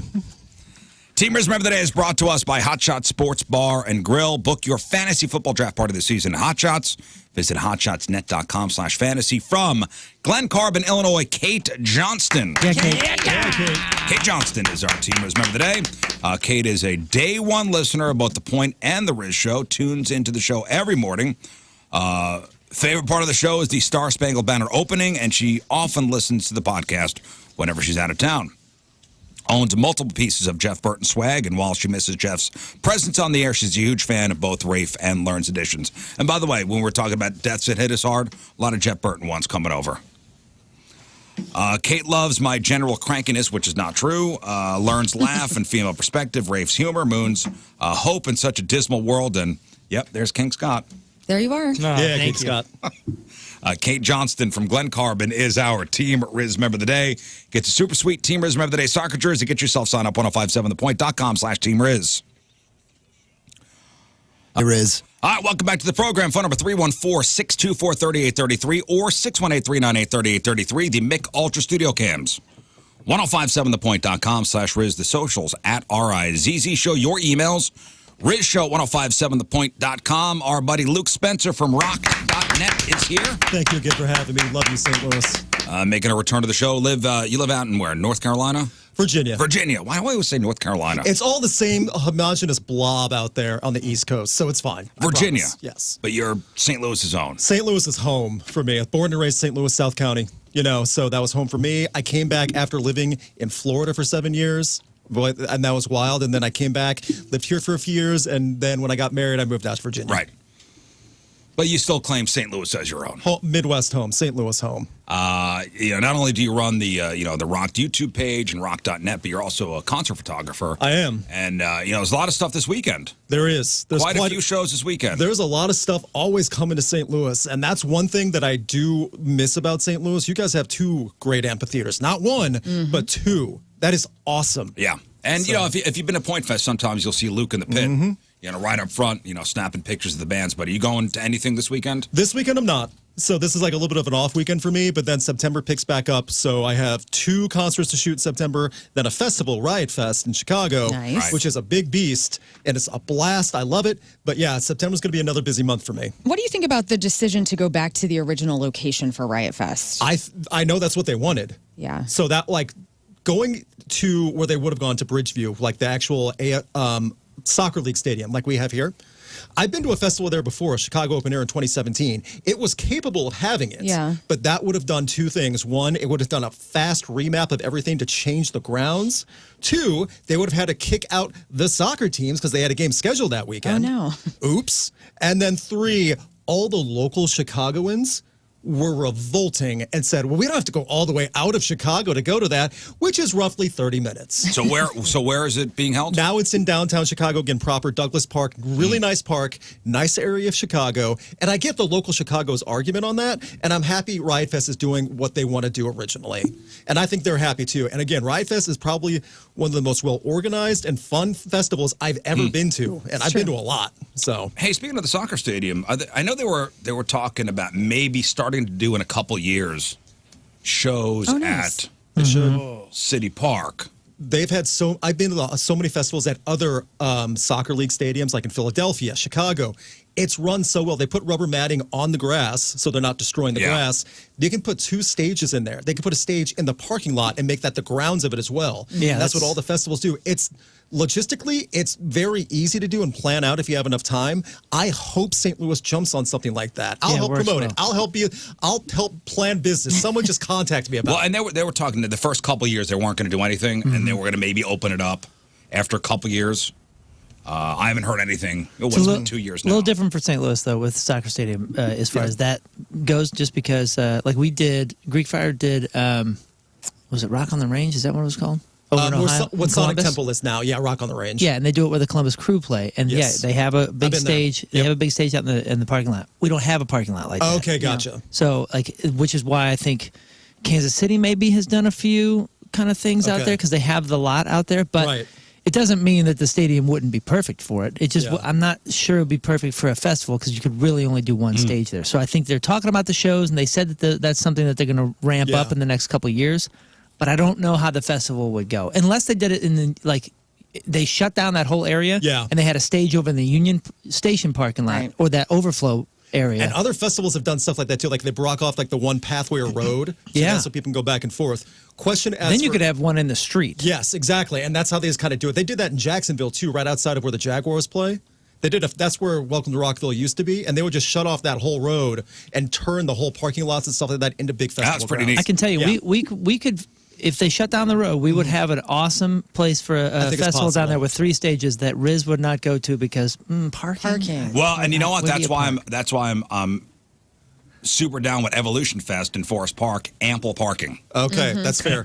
What if we can work on your Uber star rating and get you your own Uber, like a personal chariot? Would you go then? You'd have to chopper me in. Because, not sure they're going to pick up a 4.88. You'd have to chopper me in because that Uber wouldn't be able to get close enough. Someone should start a ample parking fest. This is what it should be called. And it's just nothing but parking lots. It's just all dads. It's all dads. Like, we don't even care who's playing. Ample we don't fest. care. You can book anybody you want. Everyone gets a front row parking spot because there's so many parking lots. Nobody's playing. Ample fest. Food and parking. You just go to park. you go to park. You get out. You get a funnel cake. Okay. And you get back in. Kids get back in the car, and you go home, and you get home in time to watch the game. My kind of festival. Awesome. $50 wristbands. Ample and you have fest. to go, dude, I'm home by 8. Sweet. This is awesome. I got the VIP Extreme package too, also, so that way I can go right in front of all those other dads. Yep. Awesome. But question for you guys that have been inside the soccer stadium here. Yes. Would a side-by-side stage format work inside the grounds? Because that's 2 stages right there then. I haven't been inside the Yeah, St. Louis maybe. one. Maybe? Okay. Because I know they did that Oh, in yeah, just Philly. on one end of the field. You block off the behind the Yeah, stage. you're talking about Behind the just switch off like old school Warped Tour Yep, amphitheater? exactly. Yeah, that's not fun as a band, but I get that. I understand that. You Yeah. know what I'm going to say? I'm complaining already. It's like Sick New World with the rotating stages. I get that's not fun for bands. You're like, cool, It's this is an real opportunity fun to play for everybody else. 15,000 and we're going to sound like crap. Yes, yes. they don't All they don't right. care how you sound. That's not true. Yeah. No, I mean, fans are educated. They know what they're talking about. When they go and they see one of their favorite bands that sound like crap, they talk about it for a No, lifetime. I listen. I drank 15 Bud Lights before I came here. That's right. Okay. Yeah, but not. I don't care. Not at a festival where That was breakfast. where the band's playing at 2 p.m. I drank 15 Bud Lights and had 7 bong hits. You're wrong. We're good. I'm glad I'm Can I hang still out with standing. you? To this no day. wonder your Uber star rating is so bad. You did that on the car And I ride did over? whippets in the parking lot. You did? Yeah. To this day, I know that you still remember a band that you've seen that sounded I bad. might be on mushrooms as well. Depends on who it is, for sure. Rizz goes hard. I Yeah. went to a Jimmy Buffett concert one time, and I was like, everyone was so drunk. I'm like, dude, they could Yeah. put a mannequin on stage and just play a voice Just play track. the music. No one would know. Everyone was destroyed by the time that he went on stage. Could they get the Chuck E. Cheese animatronic and They just have the easily different could. moves? That's terrifying. They easily could have. He kind of I'm was, a parrot head.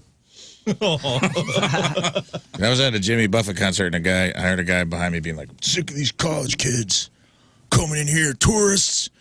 This is real to me. This music is deep, and it's real to me. And I turned around, and the guy had a foam lobster on his head and like a coconut bra. Yeah, and I go, oh, yeah? And Jimmy Buffett singing Cheeseburger. Yeah, in Paradise. Jimmy Buffett, yeah. This is a sophisticated event, sir. Yeah. You need Yeah. to take It it was serious. just funny to see this guy like on his soapbox in a grass skirt and with coconuts on his Oh, boobies.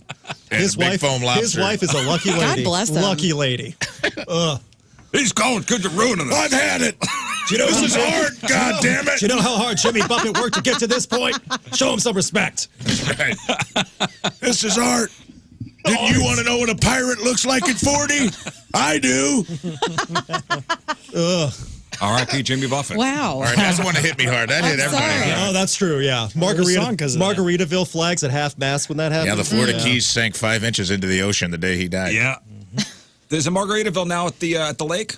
Oh, yeah. Oh, it's been there. Oh, that must be a That's the old nightmare at some Tantera. points. Yeah, Yeah, that's it's a Tantera. It's a Margaritaville like resort. Yeah, well, they bought the Tantera and they just rebranded it. And I You've went. been there, right? Yeah, I went there after they bought it, but you could tell it's like a slow transformation. Okay, I thought Yeah. they just redid the whole thing. No, not at once. It was still Tantera, basically, with a different name.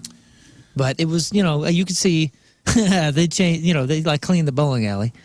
It looked a little better, I'm sure. They cleaned it for Everything's teal. Margaritaville? Yeah, I mean, listen, like I said, I think we went right after the buy. So there's a lot to change. Yeah. It's It's a fine. work in progress. It was fine. It was Comedian fine. and friend of the show, Kyle Kinane, has a great bit where he's like, he asked the audience, you guys know the saddest song ever written? And he's like, now that they're brick and mortar locations, it's Margaritaville. Because if you listen to the lyrics of that song and you think about like somebody in a strip mall being inside of a Margaritaville when all that stuff happens, it's like the saddest song. And some divorced dad, it's like, Stepping away again in Margaritaville. Yeah. Searching for. blew out my flip flop. Oh, I think this weekend is the. Oh, dude, this week Jimmy Buffett died last year, September 1st. Oh, man. Will they be doing something at Lake of the Ozarks? They should. They better. So Labor it's Day the weekend? This weekend is the anniversary of his death. 1 year. This is the Jimmy Buffett Death Day It's miracle. the end of summer and the anniversary of Jimmy Buffett's death. That's a party weekend if I've ever Wild. heard Hell one. yeah. Wow, let's get nuts, guys. Okay. What a lead in. All right, listen, we have some work to do. Mm-hmm. Very important. Craigslist Freak of the Week. It is the playoffs. Still in round number 1, so we got 4 past champions going at it, winners in their respective weeks. Lern will read the ads. We will endorse our favorite ad. The top 2 vote getters, based on what you guys do on Twitter at RizzShow, Show, will move on to the next round of the Freak of the Year playoffs, vying to be the Freak of the Year. All right, Lern, Yep. shall we get into it? Let's go. Ad number 1, Lern, coming at you. Triple X Files, Man for Anyone, 40 years old, Montreal. I want an alien gangbang. Not like an illegal immigrant gangbang, but a group of extraterrestrials. Close encounters of the third kind ultimate experience. More specifically, aliens known as the Zeta Reticulans, the Roswell Greys, or more commonly just the Greys. Looking for a fully immersive roleplay experience where a group of no fewer than 3 aliens show up at the foot of my bed while I'm sleeping and have their way with me in a seduction abduction. I have up to 5 movie quality costumes ranging from medium to XL, 2 larges and 2 XLs. So all I need are some willing otherworldly freaks that will fully commit to the alien play. I want to be poked, prodded, oogled, explored, and ravaged by your long bony fingers and feel the haunting gaze of deep, dark, black eyes in the corner of my room, joeing while I get probed by the others. I cannot emphasize enough how turned on I am by this experience. But no BSing around. You have to take your alien roles seriously. No corny alien jibber-jabber from G-rated films. I want scary, guttural clicks and blood-curdling shrieks as you lay waste to my loins and cover me in ooze. After you have humiliated and destroyed me sexually, I want you to cast me aside like a specimen, unworthy of collecting, and skitter off into the night, leaving me to pick up the pieces of my shattered being. It turns me on almost as much to look in the mirror and bask in the underglow of my own destruction and degradation at the whims of my alien masters. The complete role play is of utmost importance, but you can't skitter too far away. I don't know you that well, and the costumes are very expensive. I will set up some refreshments in my garage, some grape Fanta and Milano cookies, a favorite for the Greys, so you can skitter there and disrobe while I finish the storyline alone. It doesn't matter if your human form is a man or a woman. Aliens are non-binary. Serious inquiries only, no tourists. All right, that was My our God. winner for the first time back on January the 25th. Hell yeah. I forgot about that one. I did We too. called this freak Dennis Prodman. Dennis Prodman, Very good. quite descriptive in what he wants. Yeah, that's a full Wow. page, man. That is a full page of this is what I want, this is what you're going to do. I have the costumes, and I've also got grape Fanta and Milano cookies in the garage. Which is the Greys love. How is that alien food? How does he know that? Right. I don't even get that. Don't question it. I have Luke. I have many questions. Hey. My brain was filled with them while you were reading. Don't eat Milano too many. cookies are delicious. They're though. incredible, but don't eat too many because it's a weird thing for your body. Oh, really? Oh, yeah. You never cleared a bag of Milano cookies? But I've never had anything weird happen on my body. Yes, you They're so did. good. It was just hours later you maybe didn't do the connection. Did you not down Fanta with it? Was that the other? Maybe that's Maybe the it thing. Maybe that's It the thing, turns your like- turns your stuff into tar, man. It's something weird. Oh. Tar. Dude, go ahead. How is this Go as ahead. gross? Try it out. as Go what ahead, I just bong these heard? Tonight, Milanos, go dude. clear a bag of Milanos. Research. I like the specifics of what the sounds need to be. Can't skitter away. Clicking too. and guttural. None Guttural of that clicks. G-rated. The X-Files ruin people and generations. Ugh. Also, I'm glad. horrifying. Also, I like the person, but I'm glad you didn't say it was Tom DeLonge that wrote that Oh, yeah. because the alien. He probably is into alien porn. Alien porn? Yeah, I said it. I said what I said. All right. Number 2? Yes, that was Dennis Prodman, our first this week. Now, number 2, Lern coming at you. Paint me like one of your French girls, man for man, 28 years old, Montreal. I want to paint your scrotum. I'm obsessed with balls and want to make your beanbag my creation. Instantly south so fast. I started out as a face painter at fairs and festivals and soon found out that I had a better canvas to create upon. I'm looking for someone who wants to become the art. I will stretch the wrinkles out of your testicle bag and turn your pouch into a ceiling of the Sistine Chapel. Nope. This is a huge turn on for me, and I don't think that you will go unrewarded. The paint I use is non-toxic and edible. Hey, you know it's chow time after we're done. No. The turn on for me is consuming the art that I just made. The turn on for you is that I was a prostitute for 9 years and know my way around your equipment. I will ask to keep your seed. I will then use it as an ingredient in my homemade paint. And trust me, there will be plenty. I will play your prostate like a Casio keyboard. 420 friendly, no bug chasers, please. All right, that was our winner back on April the 11th. And I believe this won the week handily. Wait, no bug chasers. What the hell's that? That's A person who wants to be get, with somebody like AIDS, with HIV or HIV AIDS or other things. any other sexually transmitted disease. That was the worst plug for Casio keyboards I've ever heard in my life. Well, this is a freak we call Saxon Pollock.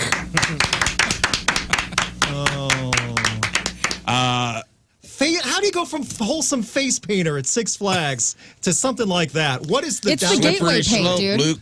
I'm Yeah, sorry? you start painting cheeks, next thing you know, you're painting sacks. No, there has to be more of a downward trajectory. There has to be other steps to that. Like It's a just chest painting. Yeah, it's not Monday. Well, this was a prostitute for Yeah. 9 years, self-admittedly. Yeah. When you see a good canvas, you become Yep. alive. It's the artist in him. 16th Chapel, they quoted too. That's not what Michelangelo wanted. The turtle or the painter. All right, Saxon Pollock is our second finalist in this round. And on to ad number 3. Here we go. Pimple popper, woman for man, 27 years old, Halifax. I became obsessed with pimple popping videos a few years ago and it has become my fetish. And I'm looking for someone with severe acne, boils, and blackheads to rail me out while I put the squeeze on you. LOL. The more gnarly and pus-filled, the better. I want to ride you and watch the little white worms squirm out of your lesions. As your pus and gunk oozes and squirts, I will rub it all over my body. There's something in the texture that it's become my obsession. I want to drain you dry. I will get hornier and hornier as I pop. And as your pustules and papules explode, so will I. I have a looped hollow spooned instrument to pull across your blackheads. And just like the child making brownies, I want to lick the spoon. That is Yum. not like brownies. No, do not ruin brownies for me. I want the filth inside you on me. And I will be your filthy girl in any way you like. Nothing is off limits and no depravity is too wild. This is a two-way street. Serious and extreme acne sufferers, please, need only apply. Kisses. All right, our winner back on June the 6th, again, won the week handily with over 80% of the vote. Damn. Catherine Zeta-Jones. Catherine Zeta-Jones. This is a pimple popper, and it's a woman who's looking for a man. Mm-hmm. Squeezing those blackheads, popping those pimples, and... Pop that pimple. That's what I always say. That pimple. That's not the song. That pimple. Also, the looped hollow spoon.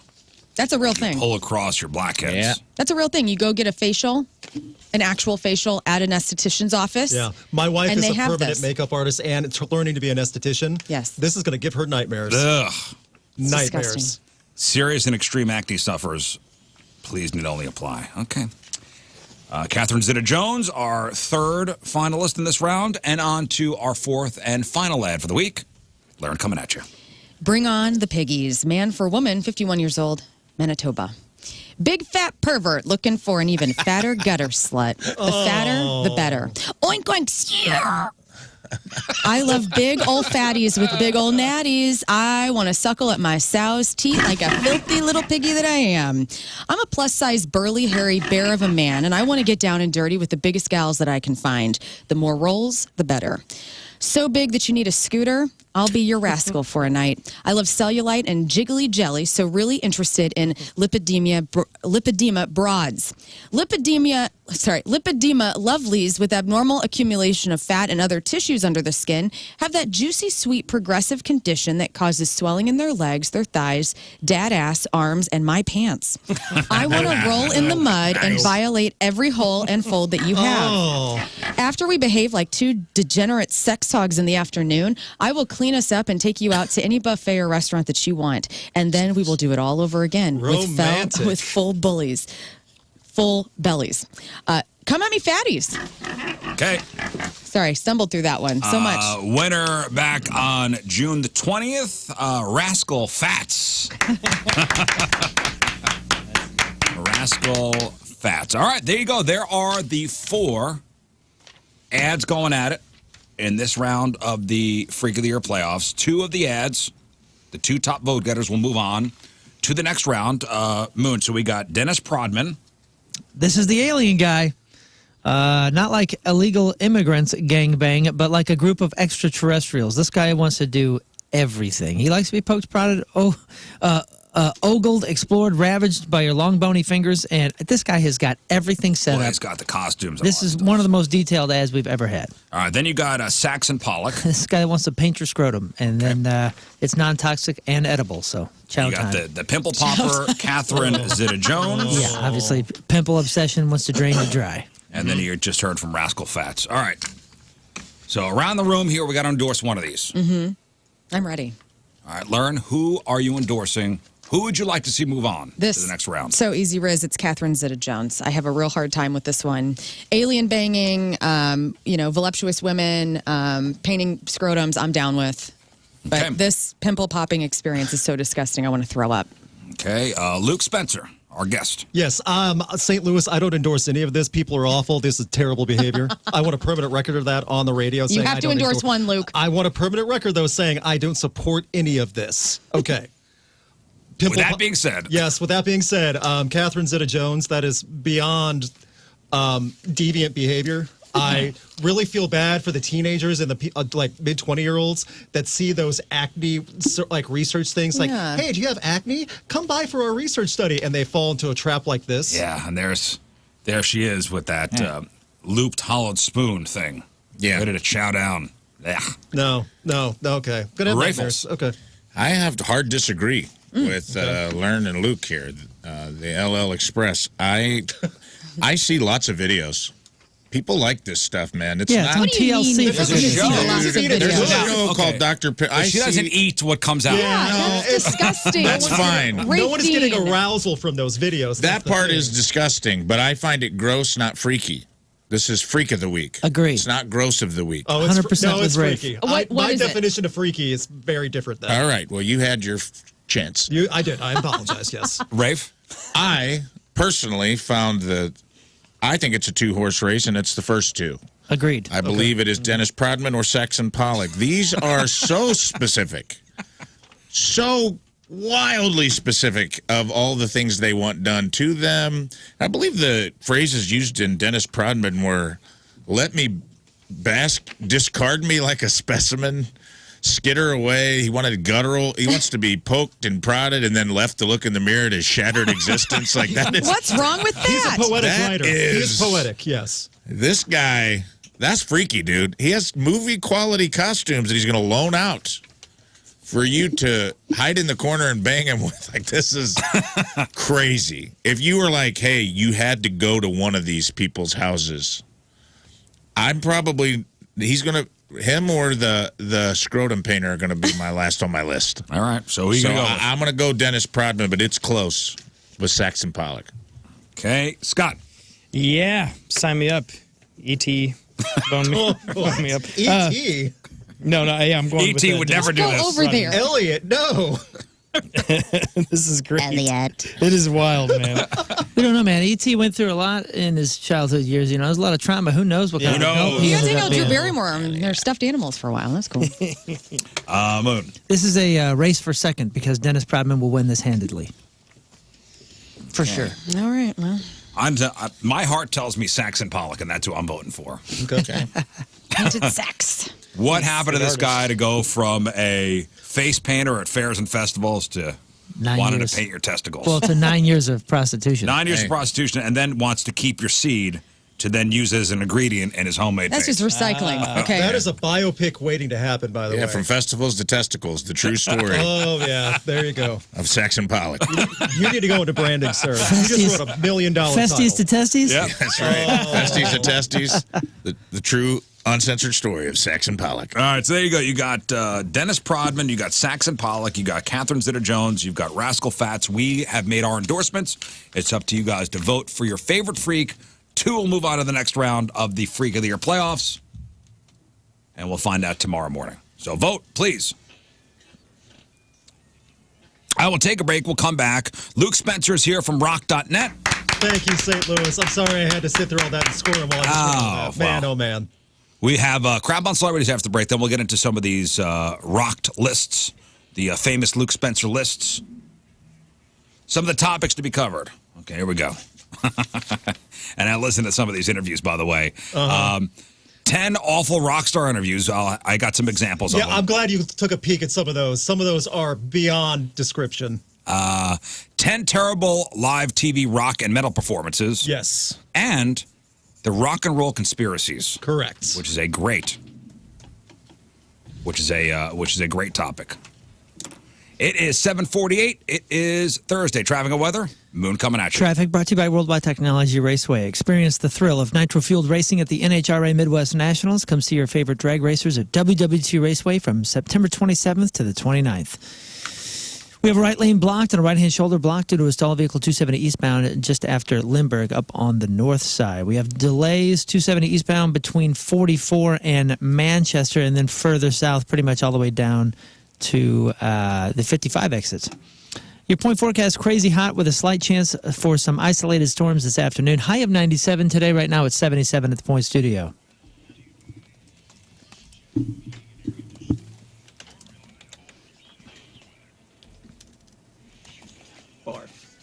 All right, welcome back to the program. Grab on celebrities here in a second. Luke Spencer is here from rock.net, also the Rocked YouTube page. One of the more recent videos you put out, I think 2 days ago, was your top 10 rock and roll conspiracies. Yes, going down the rabbit hole on some of these, I just can't believe some of them are harmless. Some of them are awful. Yeah. And it's wild to see the range of how people try to make something out of nothing. And they do such a good job of it. And I talked about Stupiracy, which is another great series at the very end of it as well. Kind of like got that vibe of it also. For some of them, it's like, how do you jump and like find clues that aren't there and lead to that for some of these rock and roll stories through history? Well, an episode of Stupiracy that's coming up, is, and I think it may be the second and final episode, is Elvis is still alive. Yep. That one I did not cover on my video just because so many people have looked into it, and like that's like a whole nother video on itself, because there are still people that think the king's out there. I saw one person commented on my video, he's in France. He's in France. I love the Elvis sightings, by the way. So he was spotted in Kalamazoo, Michigan back in the 90s at a Burger King buying a Whopper. That does sound like Elvis. He was spotted at the opening of Legoland in California. Legoland. Big fan, huh? Big fan of Legos. Elvis always struck me as a Duplo guy. The big fat plastic blocks? Yeah. With the rabbit on his side? Yeah. Okay, listen, here's my thing with the Elvis thing. And I'm sure there's people that have faked their death, especially, some famous ones or whatever. But dude, if you were to do it, you would not want to live in a world where everyone thought you died on the toilet pushing a turd. Come on, man. Like that right there just... Unless like all the theories should vanish. you are a comedian and a little humor goes a long way. Yeah, that's right. And so maybe he was Elvis like, was a prankster. I'm going to be dead, but hey, I'm going to go in the craziest way possible. That is the ultimate prank. But I'm going to prank myself. I'm going to prank my legacy. Oh, you don't care about that. He's thinking about everybody else. Hey, he was the king and died on the throne. That's right. Maybe he's like, yes, and that is the most, listen to what you're saying. He's like, no one would believe that I would let that be the rumor if I wasn't really dead. Yeah. And he's in Rio right now. You think he's really He's in playing Legoland, chess? dude. Huh? You think that was a real chess move? You can do anything, but don't step on a loose Lego. It hurts, man. It hurts like hell. That's when he gets like the, that's him stepping on a Lego.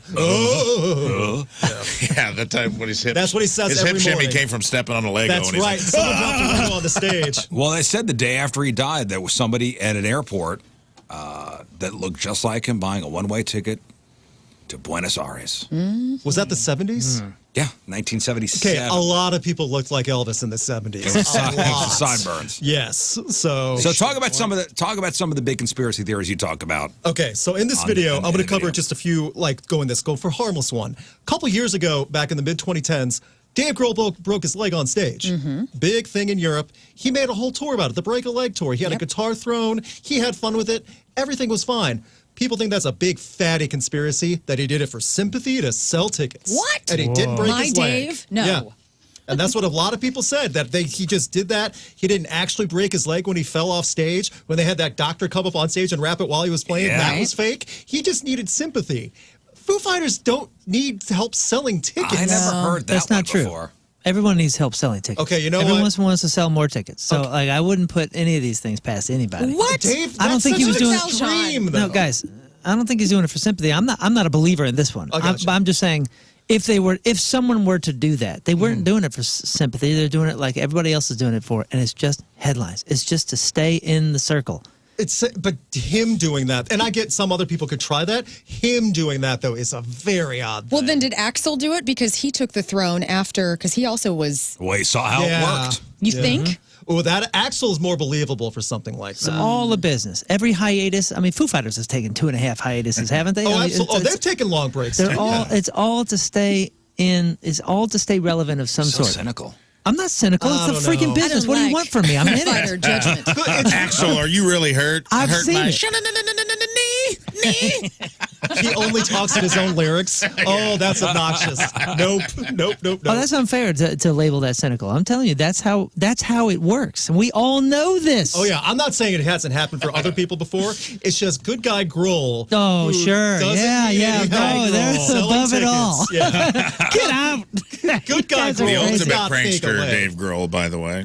Yeah. The ones that are above it all are the ones you don't hear about because they're not in the news cycle because they're not willing to do all that. I don't know. what's- that X-ray the same day looked pretty legit with Oh, his I- name on it. Listen, I'm not Yeah. saying I in bought this that t-shirt. particular instance, There. But you're saying it's a possibility. I'm saying Okay, all of it is fair, a possibility. Fair. All right, next one. Okay, next one I got. Sorry, my phone just went off. Another one that we were just talking about for different things. So Grateful Dead had one of their many, many farewell tours and farewell concerts also in the 2010s. So Santa Clara, California, big stadium show, ended with like a 19-minute song, beautiful moment, and a rainbow happened all over the stage. A natural rainbow just from weather. Amazing. Just this perfect Over setting. over the stadium? Over the stadium. That's Jerry. There's photos all over. It's massive. So many conspiracies happen See if you can pull up instantly. that picture, Moon. It's a great one. It's just a Grateful Dead rainbow is all you got to look like on Google. Grateful Dead. So There's video of it too, like from that show in like the mid 2010s. how is that a conspiracy? Like Okay, they bought the rainbow? You nailed it. They said that people made a big conspiracy that they paid over $50,000 to project a rainbow from seemingly nowhere into daylight. I mean, to And be fair, That's looks pretty wild. that's a double rainbow. It's a Oh, beast. it's a double. beast Oh, rainbow. Beautiful. No Yeah. way. And also, it's Grateful Dead fans too, so you know they were tripping out of their Oh, minds. this is yeah. God right Yeah. here. Exactly, the yeah. camera swallowed a mushroom. So the Can you camera- imagine?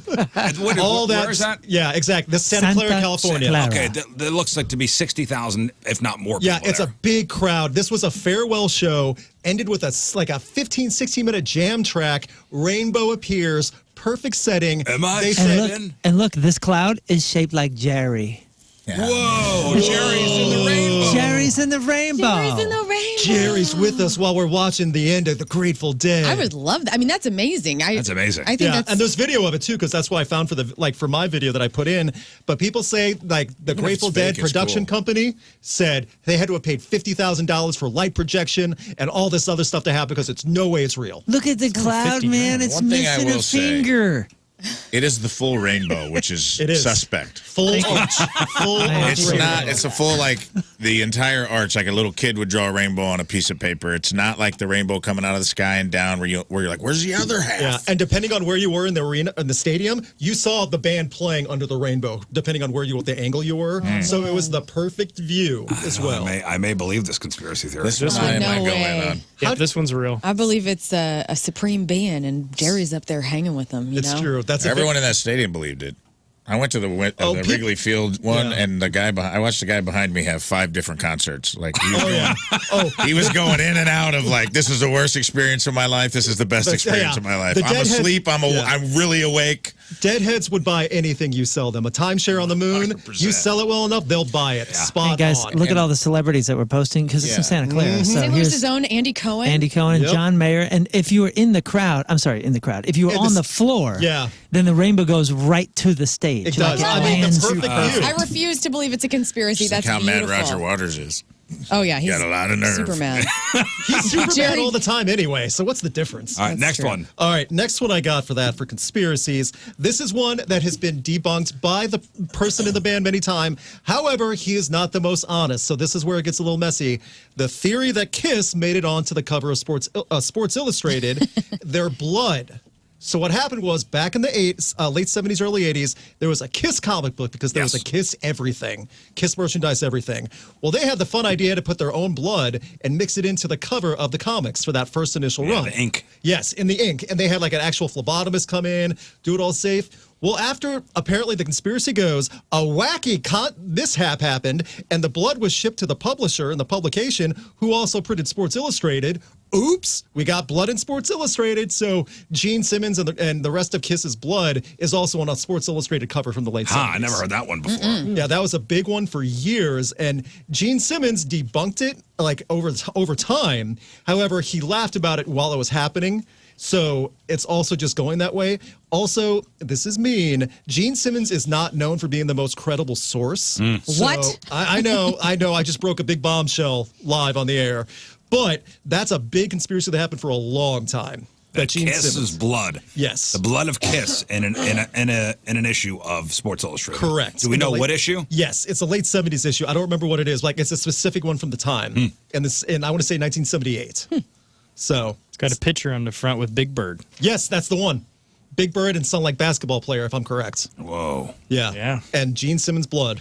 All right, one more. One more, and this is the one that everyone, like, people like to talk about. People are saying Elvis is alive. It goes the other way. Paul McCartney's dead, and Avril Lavigne is dead. It's dead as well. All right, the Avril Lavigne one is very weird. interesting. It's so weird. So after the massive success of her debut album, The skater boy. yes, exactly, yeah, and Version of Avril Lavigne. and then some personal things happened to her, like in her family life. She couldn't handle the pressure. She passed away. And not only did the record label and publisher hire a model just to do promo photos to keep it going while they figured it out, they just said, screw it, let's pay this woman named Melissa to have plastic surgery and sing and be at Avril too. Yeah, I love the fact that there's a name associated with There the is. with the Yeah, that's the one. with the fake Avril. Right, Melissa. Yes, and what's wild is after, like, every occasional time, Avril Lavigne will laugh about it. She has a good sense of humor about it. We'll call it out.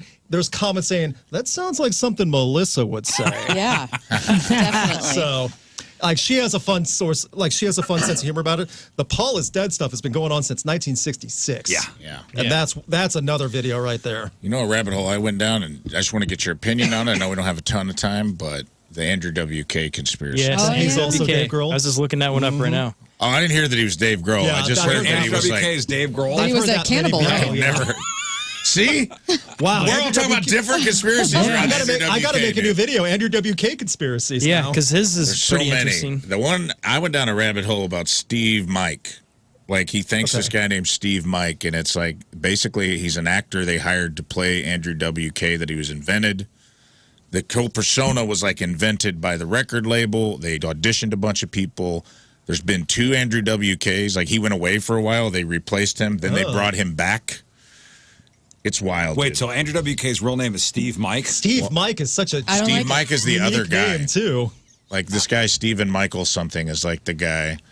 And he thanks Steve Mike on the record. It's wild, man. That would have been one of the hardest ones to pull off, only because Scott and I toured with Andrew a ton. And I met him years ago, too. he, Yeah. played Point Fest. he Yeah. Great. is such a nice dude. Yeah. He is, and absolutely. he's such a hard worker. And what I will say is he is one of the few dudes that for years and years and years, every single show he played, he'd go outside afterwards and talk to everybody until they were gone.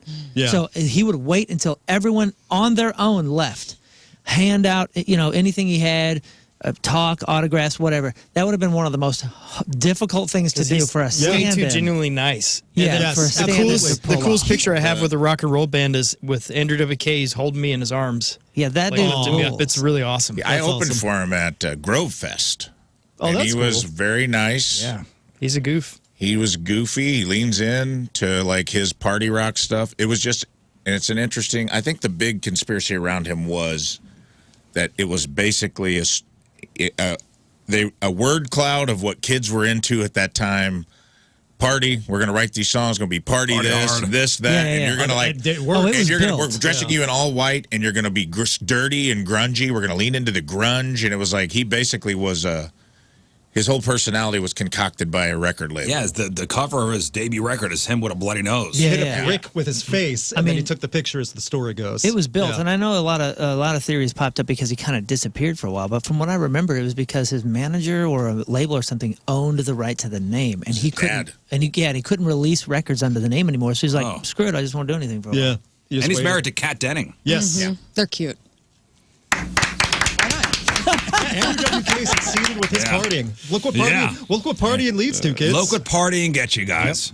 Kat Denning. Yeah. We'll get to another couple of Luke's lists after Crap on Celebrities. But today is August 29th, back in the day. 58 years ago, 1966, the Beatles played their last public concert at Candlestick Park in San Francisco. But, of course, they'll go on to make more records, just the touring. That was it. 54 years ago, 1970, War by Edwin Starr hits #1 on the pop singles chart. 47 years ago, 1977, 3 people arrested in Memphis after trying to steal Elvis's body. As a result of that incident, the King's huge bloated corpse was moved to Graceland. So he's alive or not? We just talked about this. I don't know. 35 years ago, 1989, TurboGrafx 16 was released in North America. Do you know anybody that had one of those? A TurboGrafx 16. I don't think so. What exactly is that? It's an old video game console. It's an old video game console. Now, the story goes that TurboGrafx 16 debuted in North America just 2 weeks after the Sega Genesis. So the Genesis made its debut on August 14th, 1989. TurboGrafx 16 came out 2 weeks later, despite being huge in Japan and probably better than Genesis. What? It didn't have Sonic. I mean, It never took off in Did the they US. have a Game Gear? Was there a Graphic 6 Game It never Gear? took off because it was overshadowed by the Genesis. Yep. 30 years ago today, 1994, Oasis put out their debut record, Definitely Maybe. 27 years ago, 1997, Netflix was founded. Back then, it was just a DVD rental service. They didn't start streaming until 2007. 19 years ago, 2005, Hurricane Katrina hits the Gulf Coast. 11 years ago, 2013, fast food workers go on strike in 60 major U.S. cities to pressure McDonald's, Burger King, Wendy's, and KFC. Remember the fight for 15? Yep. And 8 years ago today in 2016, Gene Wilder passes away at the age of 83. That was one, too, that really hit me. Yeah, and I do. You watched the documentary, right? Yeah. Oh, Crying man. my eyes out at the end, dude. It's dusty in here. Yeah. And that's what happened back in the day. All right, time to find out what's going on in the world of music and entertainment with your Crap on Celebrities. And we're going to start with this. The U.S. recorded music industry posted record revenue of $8.7 billion based on solid streaming and vinyl numbers, according to the Recording Industry Association of America and their mid-year report. All right, before you say anything, Moon, I'll just say to the artists. So how much did they make? $8.7 billion. $8.7 billion. Artists got a quarter. Like actual literal 25 cents? 25 cents. Divvy it up. 25 cents to divvy up between everyone, okay? So this is only 4% of an increase since the growth of the music industry in 2023. Thousands of layoffs have happened at labels. There's been, streaming booms. There's even talks of a transformational moment coming to the music industry in the years to come. But kind of interesting to see it's still growing, even though artists are not getting paid squat. We talked about this a little bit earlier with Luke here, but after days of speculation as to what that countdown on their website meant, Linkin Park have confused fans again. The 100-hour countdown ended at 1:15 p.m. on Wednesday, and then a brief graphic of all the zeros with some digital distortion flashed, and then the video started counting up. The band tweeted a video of the glitch with the caption, "It's only a matter of time," and needless to say, fans on the live YouTube chat were not happy at all. Most of the comments including words that you can't say on the radio. And so now the counting up to 100 hours would end on Sunday at 5:15 our time. If it does count up to 100 hours. Again, It could be anything. We don't know. We don't know what it is. It could be them announcing an album's been remixed. That would remastered. that would be a riot if it's just like another box set and that's it. It could be that. Nobody's ever said anything from the band about a new lead singer or a female singer or nothing. That's all just people speculating. It is. And boy, I just feel like there would be such a bad press for after that if it's not something big. The re-release of Hybrid Theory and Meteora, I love those albums. That would not warrant this massive campaign. Yeah. Mixed martial arts fighter Sean Strickland has fired back at Machine Gun Kelly with a wild social media post on Tuesday. The former middleweight champion got wind of MGK's comments on the just released Impulsive podcast where Machine Gun Kelly talked about the time that he met him. We're going to kind of play some audio here. This is part one of this. So this is Sean Strickland talking about Machine Gun Kelly, my favorite. Megan Fox DM'd me. I was like, oh, famous level. Yeah? Nah, it wasn't that kind of DM. But you're not going to woman, I'd never do anything wrong. So she hit me up and I was like, fame level reach. And the message was actually really kind of up. It was more of like, hey, you know what? My kids get bullied, and like I get bullied online because you said they're tranny, and like they're not trans. Like they want to dress like rock stars, and I'm just like, sorry, Megan, I'll shut the up about it, dude. I'm like, but you still drink blood and like you still do a lot of weird. Megan. Yeah. Okay, so the story goes that Sean Strickland made fun of Megan Fox's kids, Right. the way they dress. Back in February. Megan Fox then throws a DM to this Sean Strickland guy, and that's him talking about it. Right. And so here is Machine Gun Kelly on the podcast that he was on talking about this interaction. I don't know this guy from a crumb of bread, right? I didn't know who he was when I met him. I got hip afterward that he's like insanely racist and homophobic and just not my type of guy, so I would have never even wanted to shake hands with him in the first place. But he also is just a representative of every person who's too scared to just be themselves, because if you're comfortable as yourself, you don't care who anybody else is and how they are. He goes on. There's one more part to this podcast where he is just explaining, you know, how he's just dumb. He's like, doesn't want to be interacting with this person at all. Here's the third part. Right. He's so dumb that I'm going to tell him right now, you should not keep saying stuff because it just makes me look better, but you're going to keep saying stuff. So I know that you'll react and say more things, but you just shouldn't. As a person who's just giving you big bro advice, learn this. Shut the up, but you won't, and I'm going to continue laughing at you because you're a fucking idiot. So there's a lot of drama online between these two guys. I think they should get in the octagon. I think Megan Fox should get up in there. Sammy Hagar had to call an audible at the Best of All Worlds tour on Tuesday in Cincinnati because Jason Bonham had to leave to go back to England due to a family matter. His mom, Pat, lives there. So a source close to the family says that they're not making any details public as of right now. So Sammy Hagar is going to be here for the finale of this tour. It's going to end in St. Louis on Saturday. And Kenny Aronoff, who is best known for his work with Mellencamp, man, that guy's done everything. is going to be filling in. So it's still great, but obviously if you're a Jason Bonham fan and you wanted to see the Led Zeppelin part of that show, he's not going to be there. Yeah. Do they do Zeppelin? Do they do any songs? They do. This tour is mainly about both Van Hagar and Van Halen. He's doing David Lee Roth, Van Halen as well. Gotcha. But I guess I didn't see in the set list. I was mainly focused on the Van Halen stuff, so I don't know. But normally they would. Like Sammy bringing Jason Bonham on the road with them, they always do at least one Zeppelin song. Let's see here. So they played in Nashville the other day. Any Zeppelin on that list? When did he leave the tour? Tuesday. Okay, so maybe let me go back a little further. I'm just thinking, so Hagar covers Eddie, or not Eddie, David Lee Roth of Van Halen. Yeah, he'll That's play like all Panama that is and whatnot. interesting. Oh yeah, they'll do he Panama. did it when he was. He did it when he was in Van Halen. Okay, They yeah, do that Panama. makes sense too. Yeah, so Song's a song. That's man. pretty That's much. true. You know what? They Sammy's don't, a song singer. ain't talking about love, but Michael Anthony on vocals. It's nice that they tap into that, though. They don't have to. But There's does so that- many Sammy. I don't see any Van Zeppelin Halen. stuff on here, so it's Okay, so the they haven't audience been. is going to want it all. I think it would be yeah. weirder if he didn't. I think that would be If he showed up- it'd be very limiting as well. Yeah, if they're doing a mixture of different bands Yes. and they're representing Van Halen, if he was only doing the Van Hagar stuff, that would be Yeah. strange. Yeah, It's it called would the be Best of rough. All Worlds, meaning the there's entire. only one song I see on here. Although, if David Lee Roth Aside were from to Ain't do Talking it, About Love, which Michael Anthony sings. if David Lee Roth were to do it, there's no way he's going up there and playing Hagar stuff. He's You not don't doing think? Van Hagar No. songs. That's, Absolutely yeah, well, not. that's more of a David I don't Lee think he Roth needs choice, to. and he doesn't need to. He can do whatever he wants for the Doesn't early need Van to. Halen. Oh, they're doing a little medley, and Jump is in the medley. So. Okay. There you go. Congratulations are in order to Billy Corgan of the Smashing Pumpkins. He and his wife Chloe are expecting their third kiddo, so congrats. Nice. There's a trailer that's been released for a new John Lennon documentary called Daytime Revolution. The film examines the week in February of 1972 when Lennon and Yoko Ono co-hosted the Mike Douglas Show. It's really cool. Chuck Berry's in this, George Carlin, Ralph Nader. It's going to be in theaters October 9th, and that will be John Lennon's 84th birthday if he were still here. I've never watched old footage of that week that they hosted. Oh, yeah. Have you watched it? Yeah. It's really cool. George Carlin's so cute. Like he's, It's, 72, so he's super young. It's so, man, it's so 70s. Yeah, it is. It's so the mutton 70s. chops are like Yeah. on high display.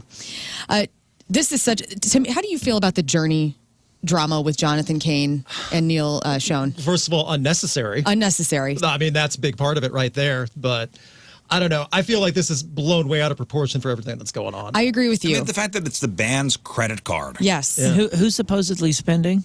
It's Neil Schoen. Yes. Jonathan Cain's upset. And this is the last time I'm going to talk about this because I'm so bored with it, but there has been a resolution. So Jonathan Cain came out victorious in a lawsuit against his bandmate Neil Schoen as the Delaware court will appoint a third independent director from Freedom 2020 Incorporated to their touring company, which they own 50%. And this person will be one of the sole directors of, I guess, finances. So the court issued an order appointing Joseph Slights, the custodian. It aligns with Cain's request to relieve the lawsuit, and Schoen is prohibited from unilaterally acting on behalf of the company and all future deadlocks between he and the broken vote by the vote of the custodian. What? So it's a lot of legal jargon. All this to manage finances for Journey, who's been around for 40 years. Right. They just can't get it together. Cain is elated with the outcome, looks forward to moving beyond this so they can just continue their 50th anniversary tour. Neil has not said a word. We're putting a nail in this coffin. I was really hoping they went to one of those credit counseling places. Right. Where they're just like, listen, we're willing to get it. We'll get it down to 70 grand for you guys if you could pay it tomorrow. And they're like, okay, we'll do it. Yeah, we'll refinance it for you. In TV news, congratulations to Nikki Glazer, St. Louis's own. She's going to be the upcoming 82nd annual Golden Globes Awards host. Wow. This is huge. Big one. Cool. She says, I'm absolutely thrilled to be hosting the Golden Globes. It's one of my favorite nights of television, and now I get a front row seat. And she's just, she's on the up and up. She's just doing it every little thing. And you were saying that the Tom Brady roast. Tom Brady roast was Put huge. her over, dude. I was in the room, and I was like, we'd all talked about it, and I'm like, Nikki crushed harder than anybody on that show, and got a whole new genre of fans because it's all like people wearing TB12 jerseys that would never listen to her comedy.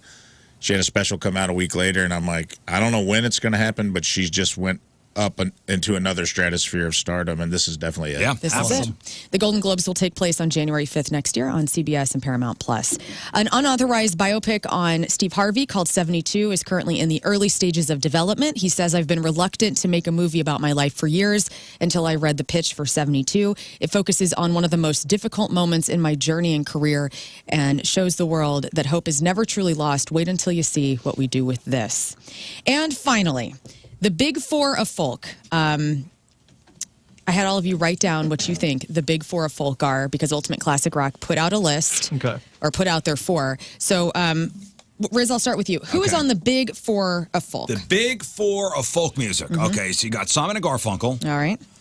You've got Crosby, Stills, and Nash, and throw Young in there. Okay. The Mamas and the Papas. Okay. Ooh, good one. And the Birds. All right. Okay. Moon, And I really couldn't think of any others. that's fine. That's a good list. Moon? Okay, so I have the Carpenters as number one. Okay. Simon and Garfunkel, Bob Dylan, Neil Young. Damn it. Those are my four. I thought it was bands. But I know I did too. But then she said no. Anybody. Yeah, she said it after, and I was like, okay. Okay, so the- Dylan. Instantly for me, those are like the classics for me. But Jose Gonzalez, I know. Jose Gonzalez? Is Jose? newer. Jose Gonzalez? Yeah, Jose Gonzalez, who is Swedish. Is on the list for me, and Bon Iver and a band called Pedro the Lion. Those are like the So folk- newer Pedro. ones. Pedro. No newer There. bands were on Yeah. this. Luke, who do you got? Okay, so I put Crosby, Stills, Nash and Young. I put Simon and Garfunkel. I put Bob Dylan. And then I also, at the end, put Tom Petty, The Heartbreakers. My dad always had that CD. I think Wildflower. Wildflowers He always is had very that CD in the folky. car. So yeah. Okay. Nobody on the Carpenters, huh? I didn't even That's think a about good one. I didn't even. It didn't even come to my mind. It is a good choice. Yeah.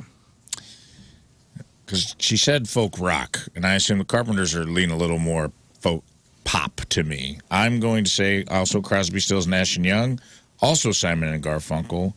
I had the Birds, replaced them with Bob Dylan when I found out it could be anybody, and my wild card is Creedence Clearwater Revival. Good choice. Oh, that's a great one. What about you, Scott? Good list. Yeah, I didn't switch any artist. I thought it was bands. So I went Simon and Garfunkel, number one. You can't even argue that. They're the top of the line. And then modern one, Lumineers would be up there. Okay. Number three was Mama and Papa's, and then Mumford & Sons is four. But Mama and my backup was Nitty Gritty Dirt Band. Okay. We have a tie with most points. 3 of you got 2 points for the Okay. four. Okay? Okay. So congratulations to Moon, Luke, and Rafe. Right on. Who got 2. You only got 1. Oh. So UltimateClassicRock.com has labeled these 4 artist bands to be the top folk for Bob Dylan, Okay. Crosby, Stills, Nash & Young, Okay. The Byrds, and Joni Mitchell. I didn't get 2. I said the Birds. Joni Mitchell's a good choice. I'm sorry, you for did it. get 2. Okay, my apologies. I get 0. Simon? And I did I not don't get 0. I don't get a point for CSNY because I said Neil Young How did by himself. I thought he was more. How did you answer how did that? Simon and Garfunkel not Yeah, they're get on there? top selling I don't group know, of all dude. those. That's dumb. Throw it out. Get it out of here. I replaced the Birds with Bob Dylan. I'd have had 3. I know, you would have won. Anyway, that's your crap on celebrities. Does anyone else Regular. smell toast? I just know that that's a bad I thing. love the smell of I toast. also Are we do having smell strokes? toast. Okay, I I was having the same thought, dude. are I go, so- this you is are it. so bad about this this is the list. last Listen, thing I'm ever going to I'm say. just saying- That's me lighting the list Say on something fire. funny. Okay? Since I heard that that's a bad thing, and anytime it happens, I have to ask the room. Dude, Yeah, I'm I glad smell you it. said it. Smells like toast. I was over here being like, what's the funniest thing you can say before you die? Thanks for having me on the show, guys. Celebrities Love it. celebrating a toast today. Liam Payne from One Direction is 31. Beth Dover, Linda from Orange is the New Black is 46. Rufio, Dante Basco, the leader of the Lost Boys and Hook, is 49. Michelle Ndegeocello. Don't even try. I just did it, and I nailed it. Sounded good to me. Yeah, she's 56. Rebecca De Mornay is 65. Dan Truman from Diamond Rio is 68. And Elliot Gould, that's Ross and Monica's dad on Friends, Trapper in the original movie version of MASH. Elliot Gould is 86 years old. All right, today's porno birthday, which is being brought to you by Patricia's, where fun and fantasy meet, is Cassidy Clay. And today's birthday girl has been in 138 fun films, including Ass War, Big Ass Love 1 and 10, Big Ass Stalker 2, Brown and Bootyful, Bubble Butt Beauties 2, Chocolate Sorority Sisters, Meat on the Grill 2, Oh. The Raunchy Ranch. Now I don't speak Spanish, so I'm not gonna. I'm gonna try not to butcher this. Yo quiero chocolate. Oh, you like chocolate too? I want chocolate. Yo quiero chocolate. And Hookah Federal in 2011's Honey Bunches of Hoes 4. It's a delicious cereal. They're O-shaped. Nothing else has that taste. Nothing else has that crunch. Honey bunches of hoes. 4. 4. Cassidy Clay is 42 years old. That's your porno birthday. Those are your crappy birthdays, and that was your crap on celebrities. All right, we'll take a break. We'll come back. We'll go over another one of Luke's lists. Okay. Awful rock star interviews. Yeah, through history, there have been some disastrous interviews by rock bands, whether accidental or totally their own fault. There have been some crazy ones. I pulled some audio. We'll play a couple clips, and I encourage you to go to the Rocked YouTube page to watch the video of the entire list. But so we'll go over that, and also we'll give away some stuff. Awesome. So after the break, we'll play Just the 2 of us. Just the 2 of us. Quick game with Luke. We've got tickets to go see Rob Zombie and Alice Cooper on Sunday over at the amphitheater. I saw the first leg of that. Awesome show, guys. It's worth going to. Can't wait. Yeah. Also Ministry and Filter. On that I'm show. a big Filter fan, so it's a great tour. Cage the Elephant with Young the Giant. We got tickets for that big summer show on September 12th at the amphitheater. We got tickets to go see Guar September 17th at the pageant. And we got tickets to go see comedian Jim Jeffries over at the Fabulous Fox Theater Friday night, September 13th. If you want to play just 2 of us, 314-624-3833 or 618-398-3833. We'll play next. All right, 8:30. Thursday, traffic and weather, Moon coming at you. Traffic brought to you by Worldwide Technology Raceway. Experience the thrill of nitro-fueled racing at the NHRA Midwest Nationals. Come see your favorite drag racers at WWT Raceway from September 27th to September 29th. We got delays, 270 eastbound between James McDonald Boulevard and 370. Average speed's already down to 10 miles an hour there. Delays, 270 eastbound between 44 and 64. Also on 44, there are severe delays now eastbound between Limburg and Laclede Station Road. Your point forecast, crazy hot with a slight chance for some isolated storms this afternoon. High at 97. Right now it's 77 at the Point Studio.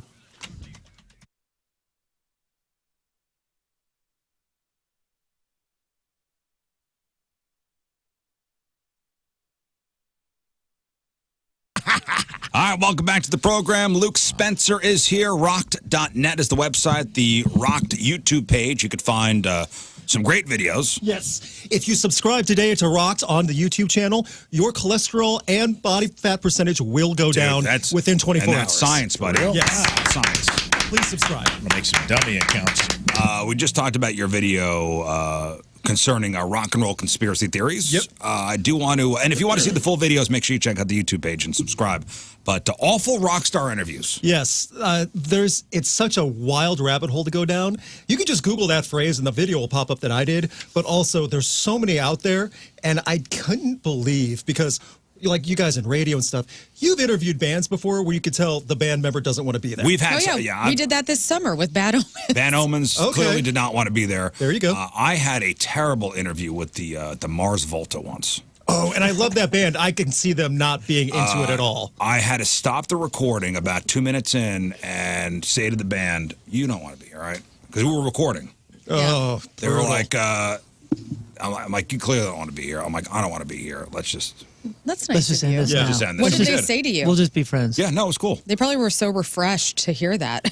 Like, yes. Finally get a break. Like this was a record label forced thing. Yeah, you should have used the words. You don't want to promote your band. I don't want to promote your band. Let's just do something else. And you know, you could tell because we weren't we weren't even live on the air. We were in a production room. Yeah. Gotcha. And they were. I mean, they couldn't care any less. Just business as usual for them, and they didn't want to do it. And I didn't want to do it either. And it was a mutual, like, so let's just not waste. Did you guys hug after that whole? We just literally just all walked out of the room. And it never happened. And, Everyone had a better day. That was, Like, you want to go play some skee ball, man? sure. You're gonna smoke a cig? All right. I went and saw them at the pageant that night. They were fantastic. Yeah. They're a fun band. They're an awesome band. I love them. I been a fan ever since their debut. But at the same time, I could see them being not into something and not It was caring. horrible. Yeah, It was horrible. So, Yeah, I've had my list of my share of terrible interviews, and, and all of us have. So one of the interviews that I put in the video, we'll start with this one just to talk about. I sent you one for Stone Roses. Oh, this is It's brutal. It's beyond description of how bad it got. This is so awkward. Yes. With everybody involved. Yes. They're like not wanting to participate at all. And like part of my brain thinks like I don't even know if they know how to participate. Like it goes into that level. Like they don't know how to behave. Or talk. So the Stone Roses. I mean, what's a big? So we played during Way Back Weekend. Yeah, late '80s, early '90s. Somebody emailed us. I'm not super familiar, but when we were talking about Oasis, somebody was emailing us saying like they weren't even the best. They were like predecessors to Oasis. That That Stone era. Roses Stone was a Roses. better band than Oasis. This I is was the like, one. okay. There's too many Fool's Gold. roses. If you're looking for a band name, don't do anything with roses. It just gets all I confusing. think the Stone Roses were just around the same time as Guns N' Roses. Yes, 89. late '80s, early '90s. So I'm just yeah. saying it hasn't ended. There's like two other bands now touring with something roses. I can't even. Yeah, no keep more up. Roses, You guys. got to knock it off. Yeah. Here's a part of the Stone Roses interview. So who are they with? I don't remember who was It's like a interviewing British them. show. It's a British show because like they're UK also, but at the same time, keep in mind what you're hearing. The segment, this interview goes on for over 20 minutes, and I don't know how else to sell it. I'm gonna play you just 15 seconds of Go. it. That's all you need. Tattoo. And by the way, this is in the middle of the interview. Yeah. So that dead air you hear is the actual in the middle of the interview. Keeps me awake at night.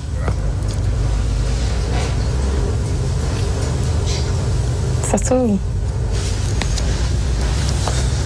You can't get everything else has been a huge compliment.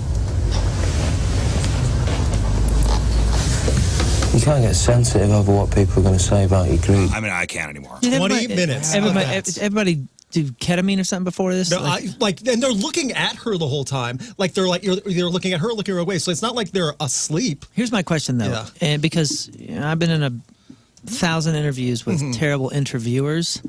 Was the gal helping? You said it was a gal interviewing Yeah, them? it was. Yes. Was she helping the situation or making it worse? At first, she was trying. At first, she Okay. was trying. I'm but just like near asking. the end, she could kind of hear her getting upset. I'm just asking because yeah. we've all seen some interviews where we're like, "What is happening here?" Yeah. What's it like to be in a band?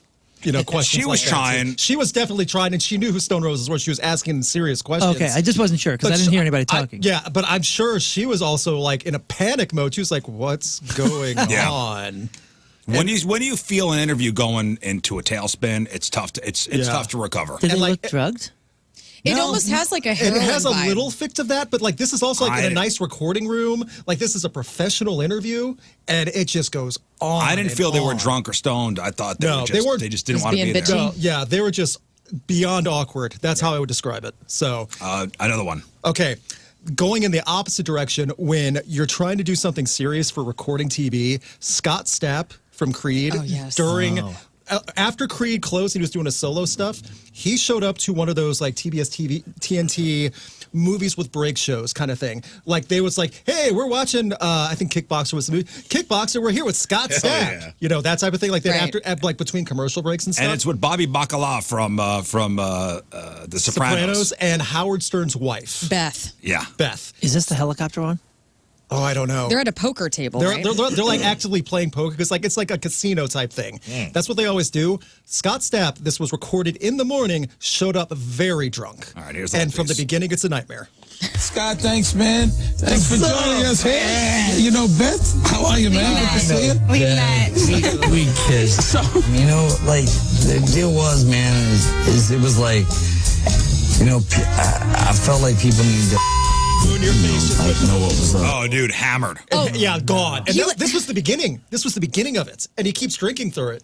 And he's like kissing Beth, like forcing her, like he goes over to kind of like pulls hug her in by the back of the neck. Yeah. And then he says something about making more money than Howard. I would have, I mean, here's she's so sweet. It's like, what are you doing? I said, Queen is Scott Stapp, damn That's it. right. That's what I said. I said, you know what?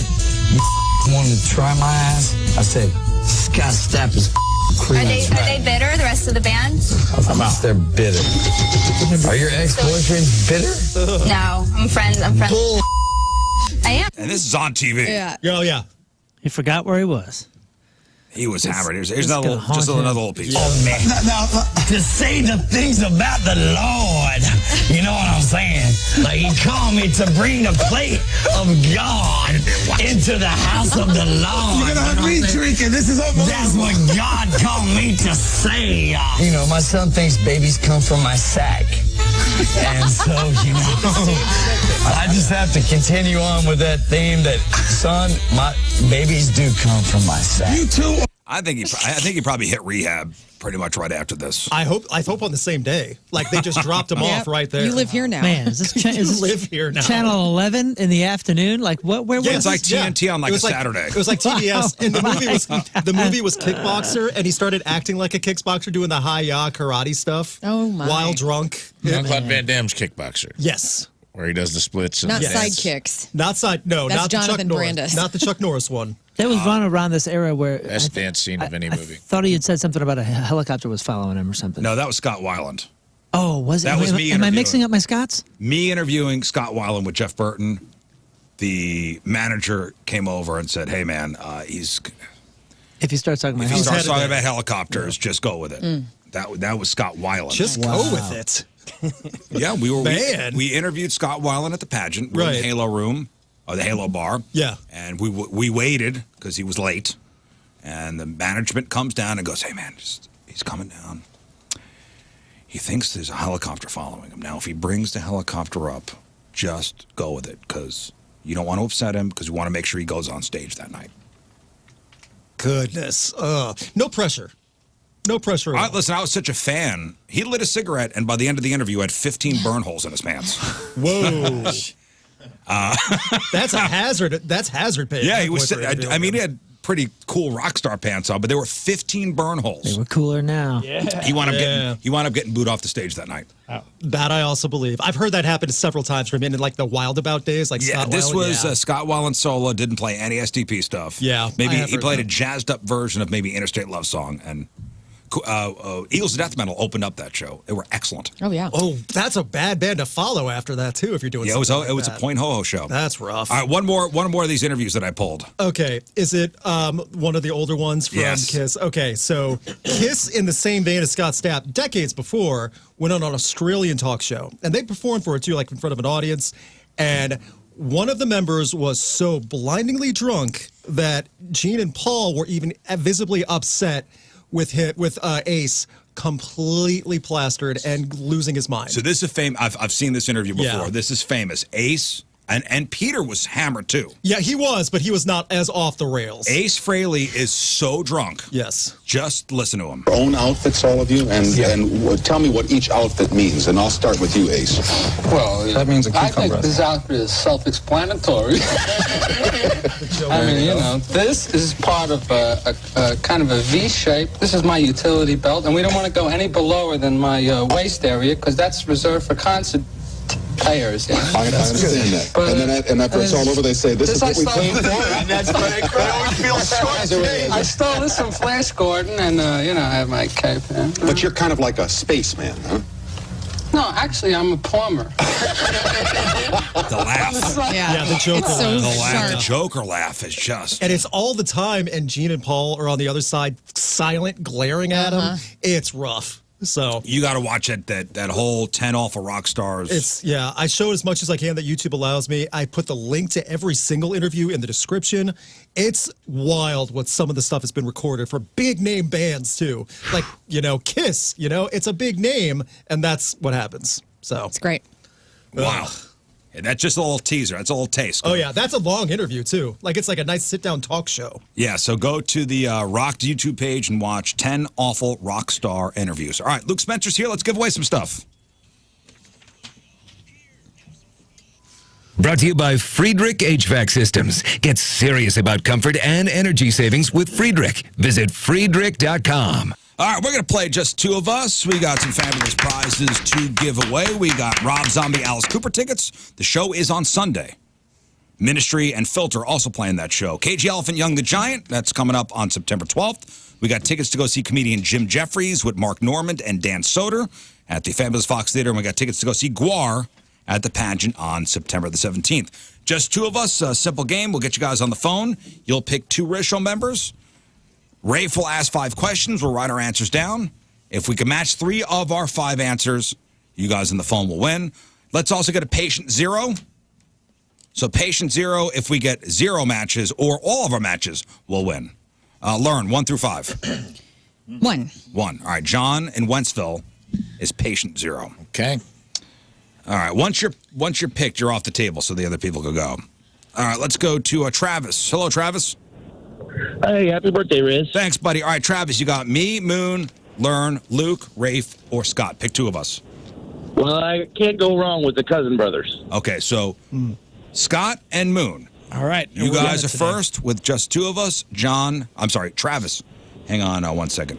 Scott, John is patient 0 for I'm 1. seeing the Cousin Brothers sync up right now. They got this. Dude, this is crazy. Yeah. Syncing up. Lock it up. Lock it up, and let's go. Cousin Bros. Name an item essential to creating a romantic atmosphere at home. A city with a famous skyline. Something you would not want to drop your wedding ring into. A country known for its cuisine. Finally, a common pet other than a cat or dog. Ooh, that's a good one. Yeah, it is. There is an answer. Is there? I think there are many answers. There's a number 1 answer. Okay.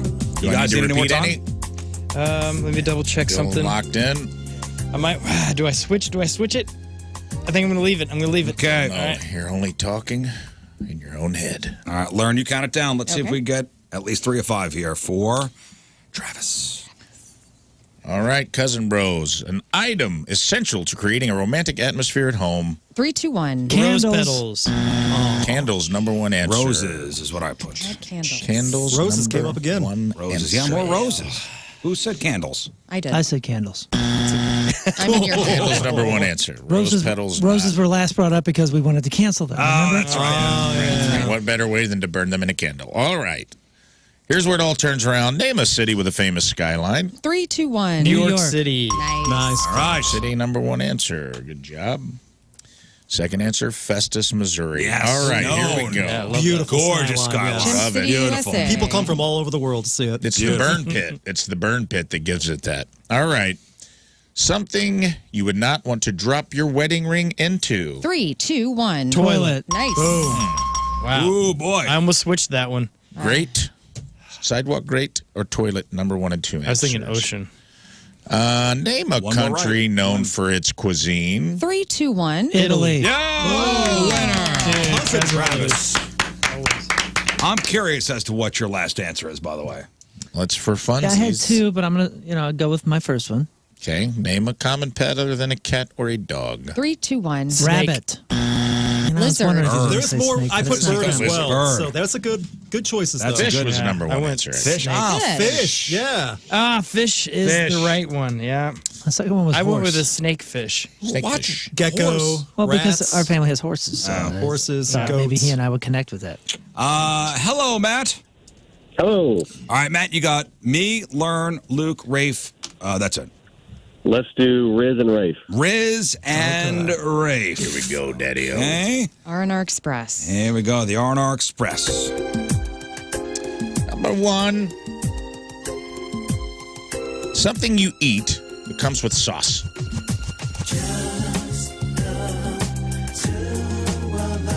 A famous bearded historical figure.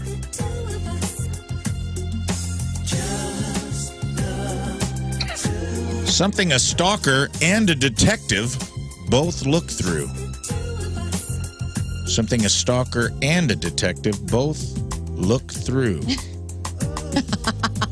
Okay. I don't know why that's funny, but I like Well, I missed something. Yeah. I think I know where you're going. Okay. A day of the year that some people don't want to spend alone. Okay. And finally, a common excuse for being late.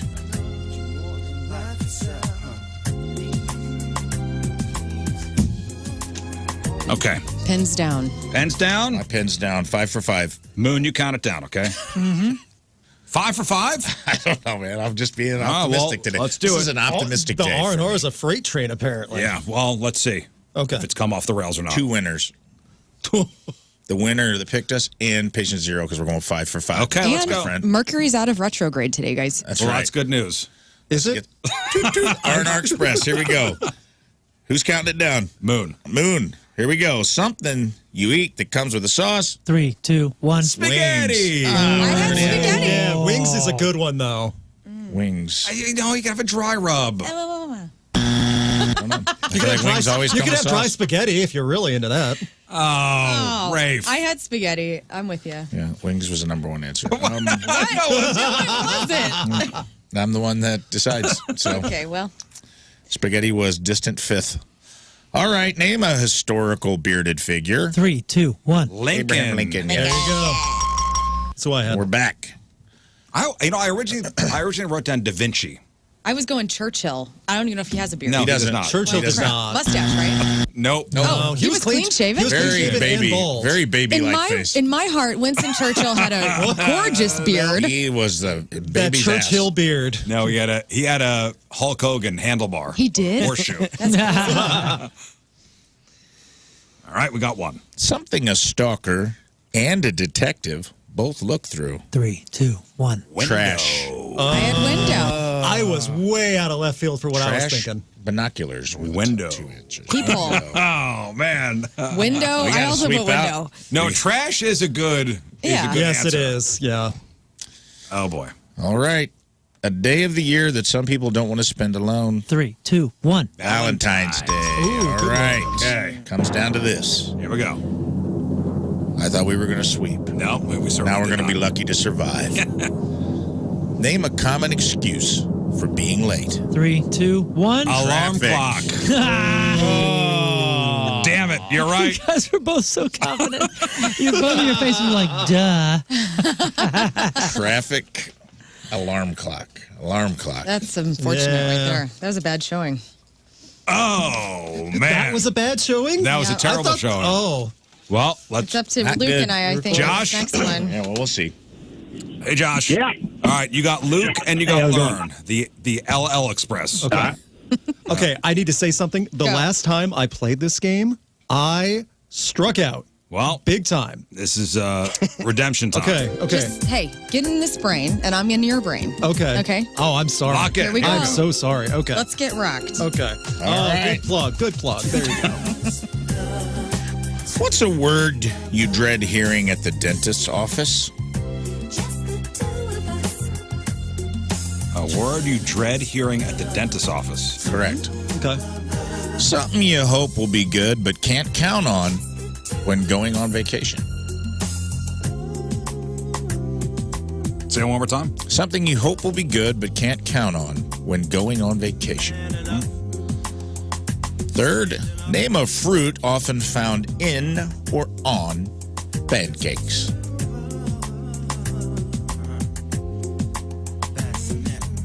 Fourth, something people let soak overnight.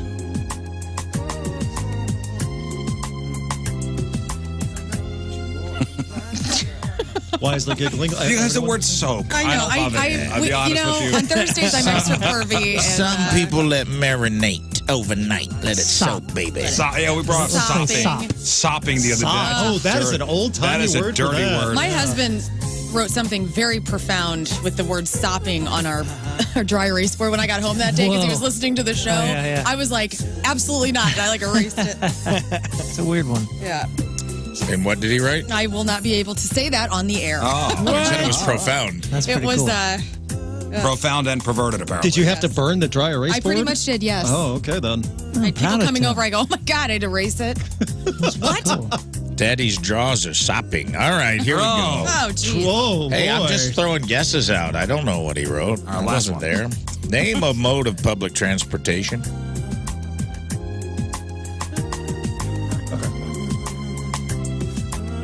Good to go, guys? Lern looks confident.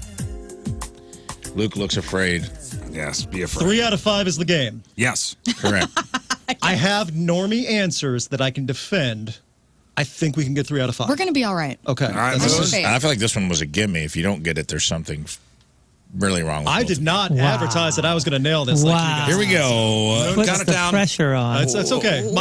My answers are already set, so I can't do much now. We could lie. But anyway, Oh. Well, you see my thing. I'm not going to lie on the radio.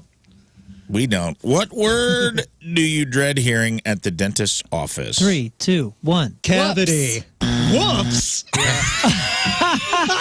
had oops.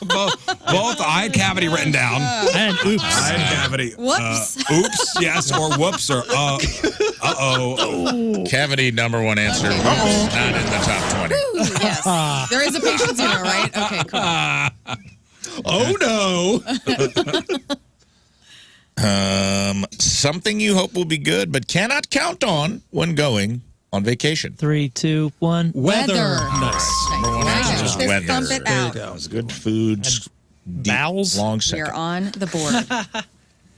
Bowels. Did you say All right. bowels? Good That's bowels true. on vacation? Yeah, That's you true. want Yeah. good bowels on vacation. But don't you want those all the time?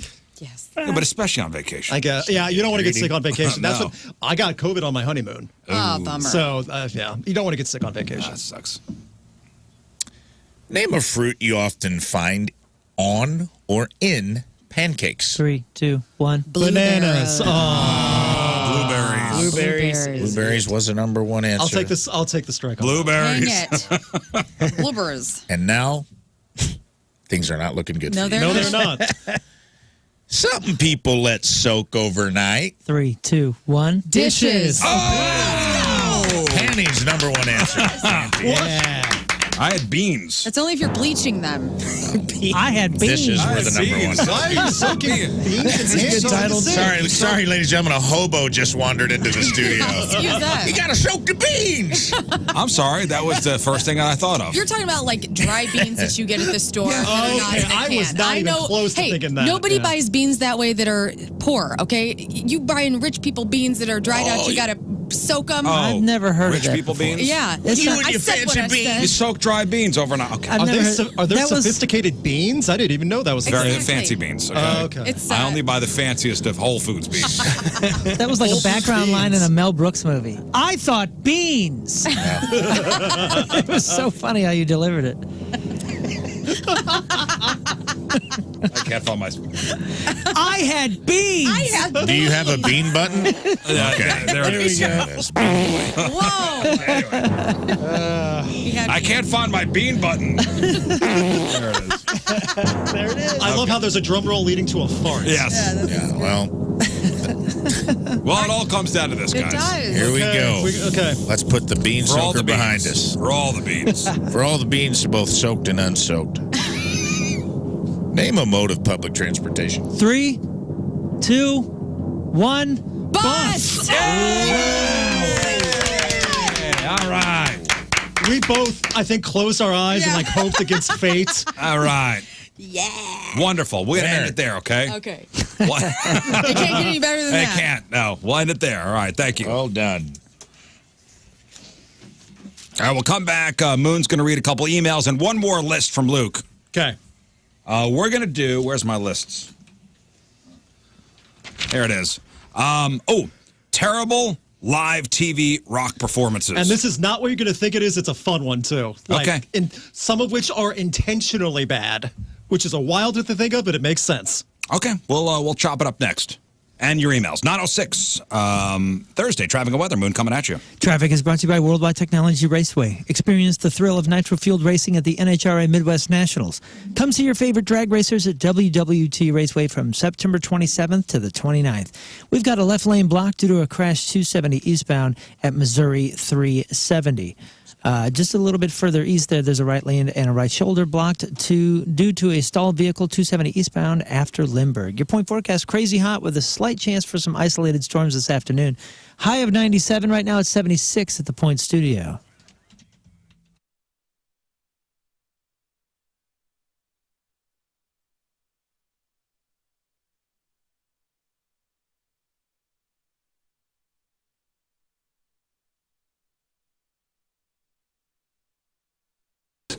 What a rousing game of just two of us prior to the break. I finally won. Finally, Luke Spencer in the win column. Luke Spencer's here, St. Louis's own from rocked.net, also his YouTube page, which is entitled Rock. I recommend you subscribe. If you're into rock, metal, alternative, we do all that stuff. We cover it all. We also have a podcast that goes live every Tuesday night on YouTube. So 7 p.m. Central. Wow, nailed that. 7 p.m. All right. Central for St. Louis. Thank you. The podcast that rocks. We cover all the new music news. I have two hosts with me, and we cover it all for 1 hour. We talked about Linkin Park and Oasis, all the stuff with that. We talk about upcoming tours, albums, all the good stuff. Yeah, you do album reviews. I love those videos. Yep. And of course, your bread and butter, the lists. Yes. Those definitely help out a lot. And YouTube always gets good engagement with those. We talked about the 10 rock and roll conspiracies. We talked about the 10 awful rock star interviews. Now let's touch upon another one of our videos, 10 terrible live TV rock/metal performances. Yes. So when I make negative videos, I always have a counter with a positive one. The negative one covers a lot of ground because some of these performances were intentionally bad. Right. So one of the best examples of this was Top of the Pops' famous UK show, Nirvana. Mm-hmm. They had Nirvana come out like less than a year after Nevermind. Everything was going on fire for Nirvana. Top of the Pops, historically, lip syncs and dubs everything. Right. So they are not really playing. Correct. So they shipped all their equipment out. They were on tour. They had it all set up, but they didn't want Nirvana to actually play or Kurt Cobain to sing. Mm-hmm. That caused a bit of a problem. Kurt Cobain lobbied for it, and the heads of Top of the Pops and all the TV executives said, okay, we'll compromise. You can sing, but your band can't play. You just have to fake strum and perform. So, knowing Kurt Cobain and Nirvana and the history of him, he knew exactly what to do. He knew the assignment. So not only did the entire band do the most overly dramatic, lazy fake strum and fake drum where you could obviously tell it's fake, Kurt Cobain decided to drop his register and his vocals for a famous performance of Smells Like Teen Spirit. Now, is this the one where do Chris Novoselic and Dave Grohl switch instruments? They do. Yeah. It's like beyond parody, and they knew exactly what they were doing just to get back at the show that had them on. So Dave Grohl's pretending to play bass. Chris Novoselic is pretending to be the drummer. And here is Kurt Cobain. Load up on drugs, kill your friends as fun means to them. She's overjoyed, it's an old, whistled, crooning singer voice. Yeah. The blackhand strum is what is it for me. Yes, the fake strum. Like he's not even playing guitar right now, but you hear the riff. Yeah. Yeah. They're not even pretending. with the lights out. It's dangerous. We are now entertainers. That's hilarious. Also, also, the drummer in back is just waving the drumsticks at one point in the air. Do you think that is the most iconic from Tops of the Pops, or is it Michelle Phillips from the Mamas and the Papas Eating a banana. Eating a banana.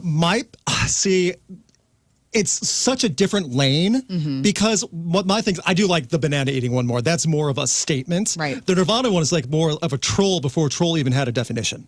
You know, doing the fake thing. And that's what I never got about Top of the Pops. You have them set up their equipment. You have them play after the TV's off for the crowd. Why don't you just have them play anyway when you're already running the camera? Right. So that's what they always were about, though. And they're not the only band to do something like this. On that video, too, like, you don't have to pull up the clip. Iron Maiden also did something for a German show who demanded the same thing, but they wouldn't even let Bruce Dickinson sing. So not only are they constantly on during the camera switching instruments, Bruce Dickinson just goes and plays drums while the thing is they're actively changing guitars and bass and trading to each other while the song is going on. That's on the list also. So like intentionally bad. Yeah, you had me pull the Creed one. Yes, this was a spectacle that I saw live when it happened. This has gone on memes every now and then. This was the halftime NFL Thanksgiving show for that football game in 2001. Is this the one where he had the American flag guitar or something and tried to do a solo or something? No, I don't know if it was that one, but this was not only Thanksgiving, this was the 9/11 tribute because it was 2 months after 9/11. Yeah, that's and right. this was Thanksgiving, so all eyes on. This was in Dallas, in Texas. They had the Texas cheerleaders. They had this big American spectacle. They had more than that, though, because they had people flying around as doves, like human doves, flying around on gliders. Is this one shirtless? Yes. Shirtless silks. Oh, this was so weird. It's beyond a spectacle. It's so over the top and overblown. The band sounds okay. They do. I mean, listen to them sing. This is very visual. Yes. And also, some of it was dubbed. They did say later.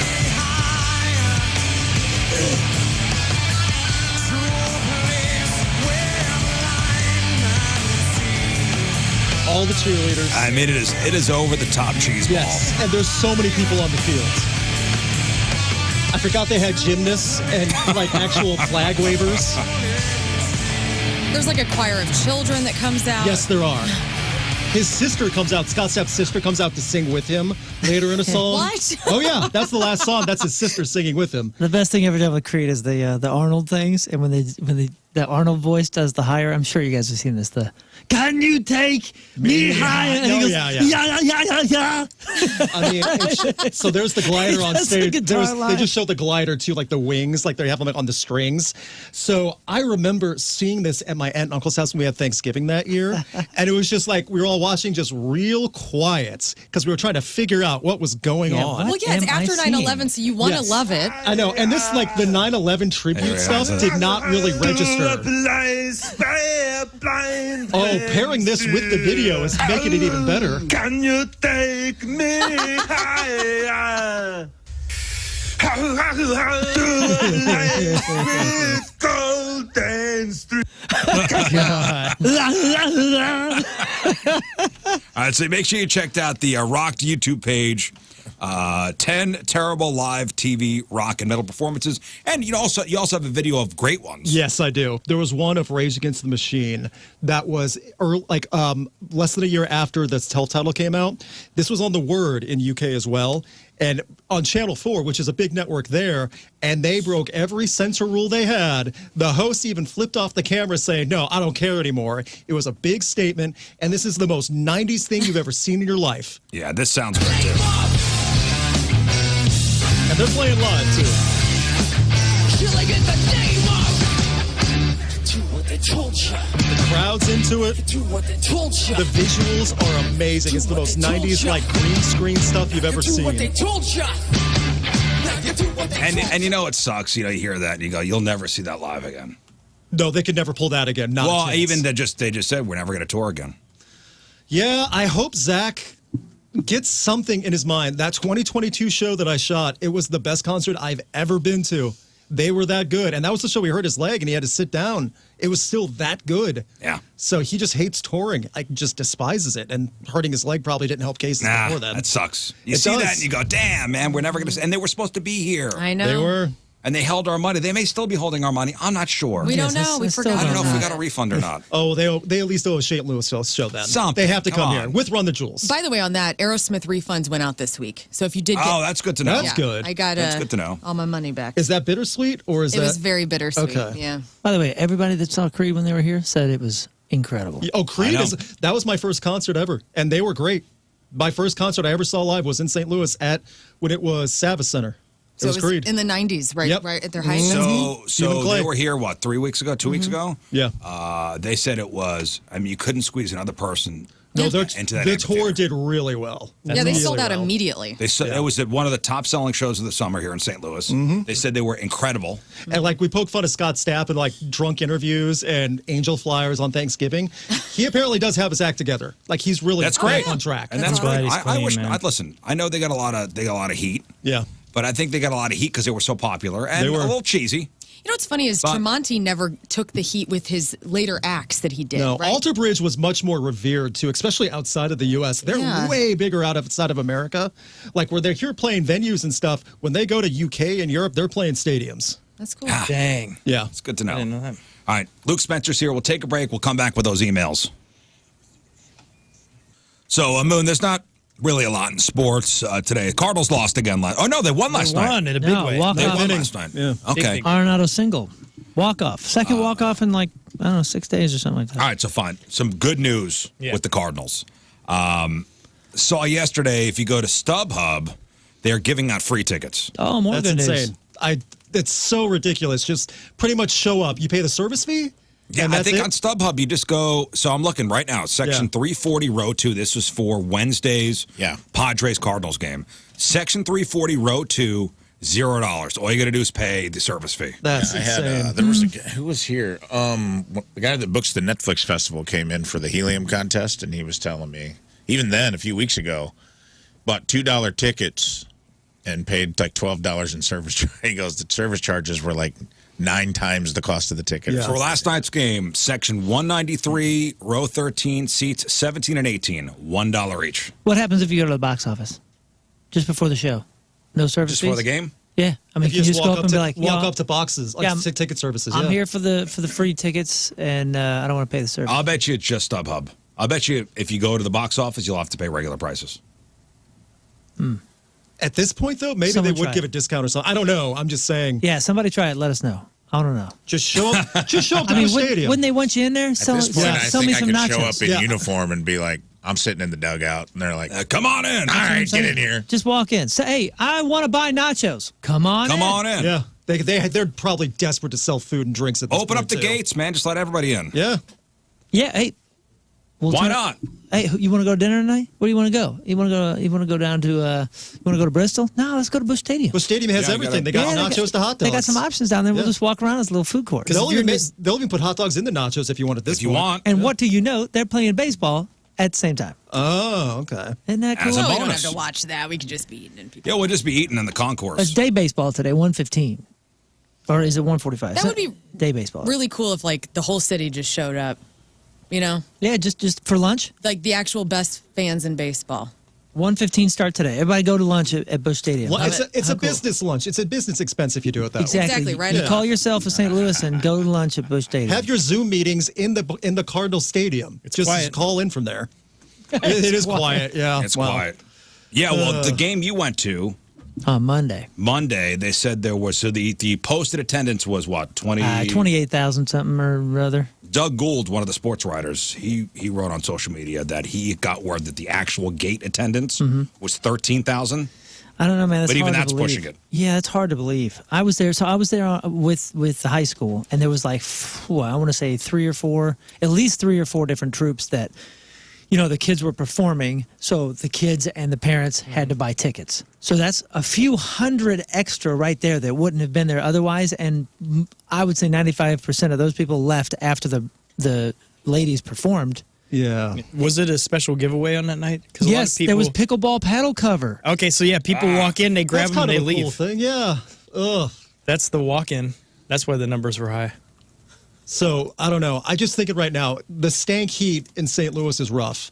Would you go to the Cardinals game for a free ticket free, like getting in right now Derek Gould. for like say 145. Would you go today if you heard, hey, you know what? Yeah. I know it's hot, but the Cardinals game's free right now. For sure. What time's the game today? I think it's a great 1:15. I would think about that too. I don't know. It's just such a rough experience because you hear about this for so many other stadiums, just not the Cardinals. Yeah. I shot a show at Nationals. I shot the Green Day tour opening up for that. That stadium's nice. It's not as nice as Busch Stadium on the inside. And that's what's wild to me too. It's just the Cardinals can't, it's just getting people in there. Yeah. And if you like baseball, I mean, this is actually kind of a fun opportunity because you save a ton of money and you're going to go see incredible teams like the Padres and Yeah, you're it's still gonna be seeing, fun. You're still seeing great. Yeah, shows. it's great baseball. It's still great baseball down there. It's still professional baseball. Yeah, That's these what guys are amazing. That's what I told my son too, because we were sitting in the seats and he goes, "Aren't the Cardinals doing terribly anyway?" Because I'm constantly trying to get him more into baseball, and it's really tough with kids that aren't interested to get them interested. I was like, "Yeah, man, but you're watching professional ball players. You know how hard it is for any of these guys to even make this field. This is the top tier of the world for baseball." You know, and that's how it's like you think about this how it's treated, but we are spoiled. We're used to winning seasons. Yeah. Like we have a 500 season, we're like treated as a disaster. Well, that's that's the other thing too. You're looking at the field, and that's why we're so disappointed because the roster is not that bad. They're just underperforming. Just can't put it together. All right, let's get some emails before we get out of here. What'd you say, Rafe? I think it's cumulative damage for seasons prior. Oh, I mean, yeah, when for we sure. wure to the press thing this year, King Scott Lern and I went to like the press day at Busch, and all DeWitt and Mozeliak wanted to, their big message was like, we don't want to talk about last year. Last year's behind us. Don't, let's just forget it. This year's going to be totally different. And I'm like, you better. And then about halfway through the season, I go, I bet they'd love to talk about last year. Yeah. All right, Moon. Emails brought to you by Kloss Furniture. Lowest prices guaranteed. We have something for everybody. Let's start with entertainment reviews. Good morning, gentlemen, and lovely Lern. Morning. Let's do a round of F, Marry, Kill. Okay, let's go. Living female rock stars. Lern can be a lesbian for the day. That's what the email says. Right on. First option is Lizzie Hale. Second, Haley Williams. And third, Shirley Manson. All right, Good F, luck. Mary, kill. Good luck sent from King Scott's iPhone. Mary Kill. Ooh, man, you know what? And I've been seeing Haley Williams of Paramore, right? Yes. She's been doing this Talkin' Heads tribute stuff on that new album that came out, and she was opening up for Taylor Swift over in London. Chick just kills it. So I've been having her on the brain. Okay, I'll give you my answer. Go. Haley is killed. I'm going to marry Shirley Manson from Garbage and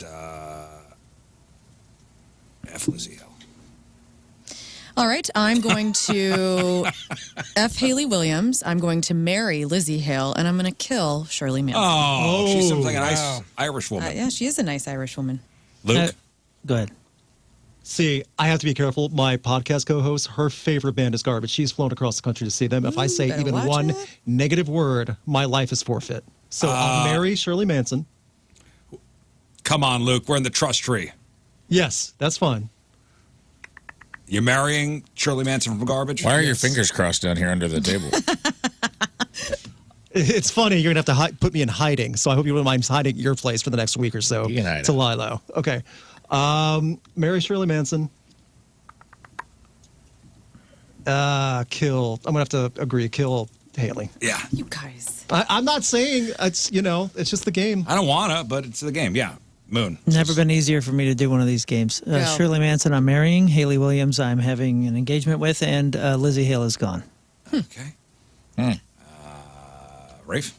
I guess the opposite. I would F tenderly Haley Williams because she has the same You're going to have last to fight name me as for me. it. I'll tell you that right now. Tenderly F her in a loving, consensual way. And then I would marry Lizzie Hale, and then I'm killing Shirley. Okay. Scott? Well, I'm sorry to the Garbage fans killing her off. I'm going to mate with Haley. Is it because she's a redhead as well? I want to keep that going. Yeah. I think Will that'd there be a great. super gene of bloodline. redheads Yeah, if that happens? yeah. Oh. And then Lindsay Hale, I guess I'm gonna Lindsay marry. Hale? Lindsay Hale. I'm going to marry Yeah, Lindsay she's very Hale. good. Lindsay Lizzie. Sterling. I meant Lizzie. Yes. It's going to go well. It's going Call great. her by the wrong name. I'll switch it up then. Okay. Kill her. Killed a redhead, dude. Right on. Oh, Turned on your own. wow. Riz, Killed you an and Irish I are on woman. the garbage Well, train. Yeah. That's a fake. I got to interview her once. Whew. I got to meet her. She's great. I love Shirley Manson. But, she's been around long enough, Stunning. A stunning woman. She took my breath away. I got Haley Williams on my brain. Love her. Like she walked into the room and actually like, whoa. She's so That's pale. rare. She's so beautiful. Or like porcelain skin. 2 women have done that in my life. Your wife? 3 women. Okay. Oh my God. What? She's not my style. But Gwen Stefani. Of course. She's not my style. I married her because she seems like a boss. I mean, she just seems like she's got it. She got it all. You know what I mean? Smart gal. That cool chick. Artist, cool as heck. Cool chick. I've heard nothing but great things. Talented. Great accent. Full package. That's why that's what you're marrying. Great accent. You get Butch Vig too, you know? I mean, he's around a lot. He's not allowed to. He's not allowed to be around. What? They're always around you. Let's not glaze over. A lot of us, Lizzie Hale's a smoke show, dude. I agree. Cool as hell. Got a great style. Like nothing for me. Nice chick. She's so sweet. I think you're the only one that killed her. Everybody else kept her around. Well, I'd I'm marry a different kind of guy. No, Wild guy. I said cool. Wild boy. Listen, we got to take one final break. We'll come back. We're going to wrap her up.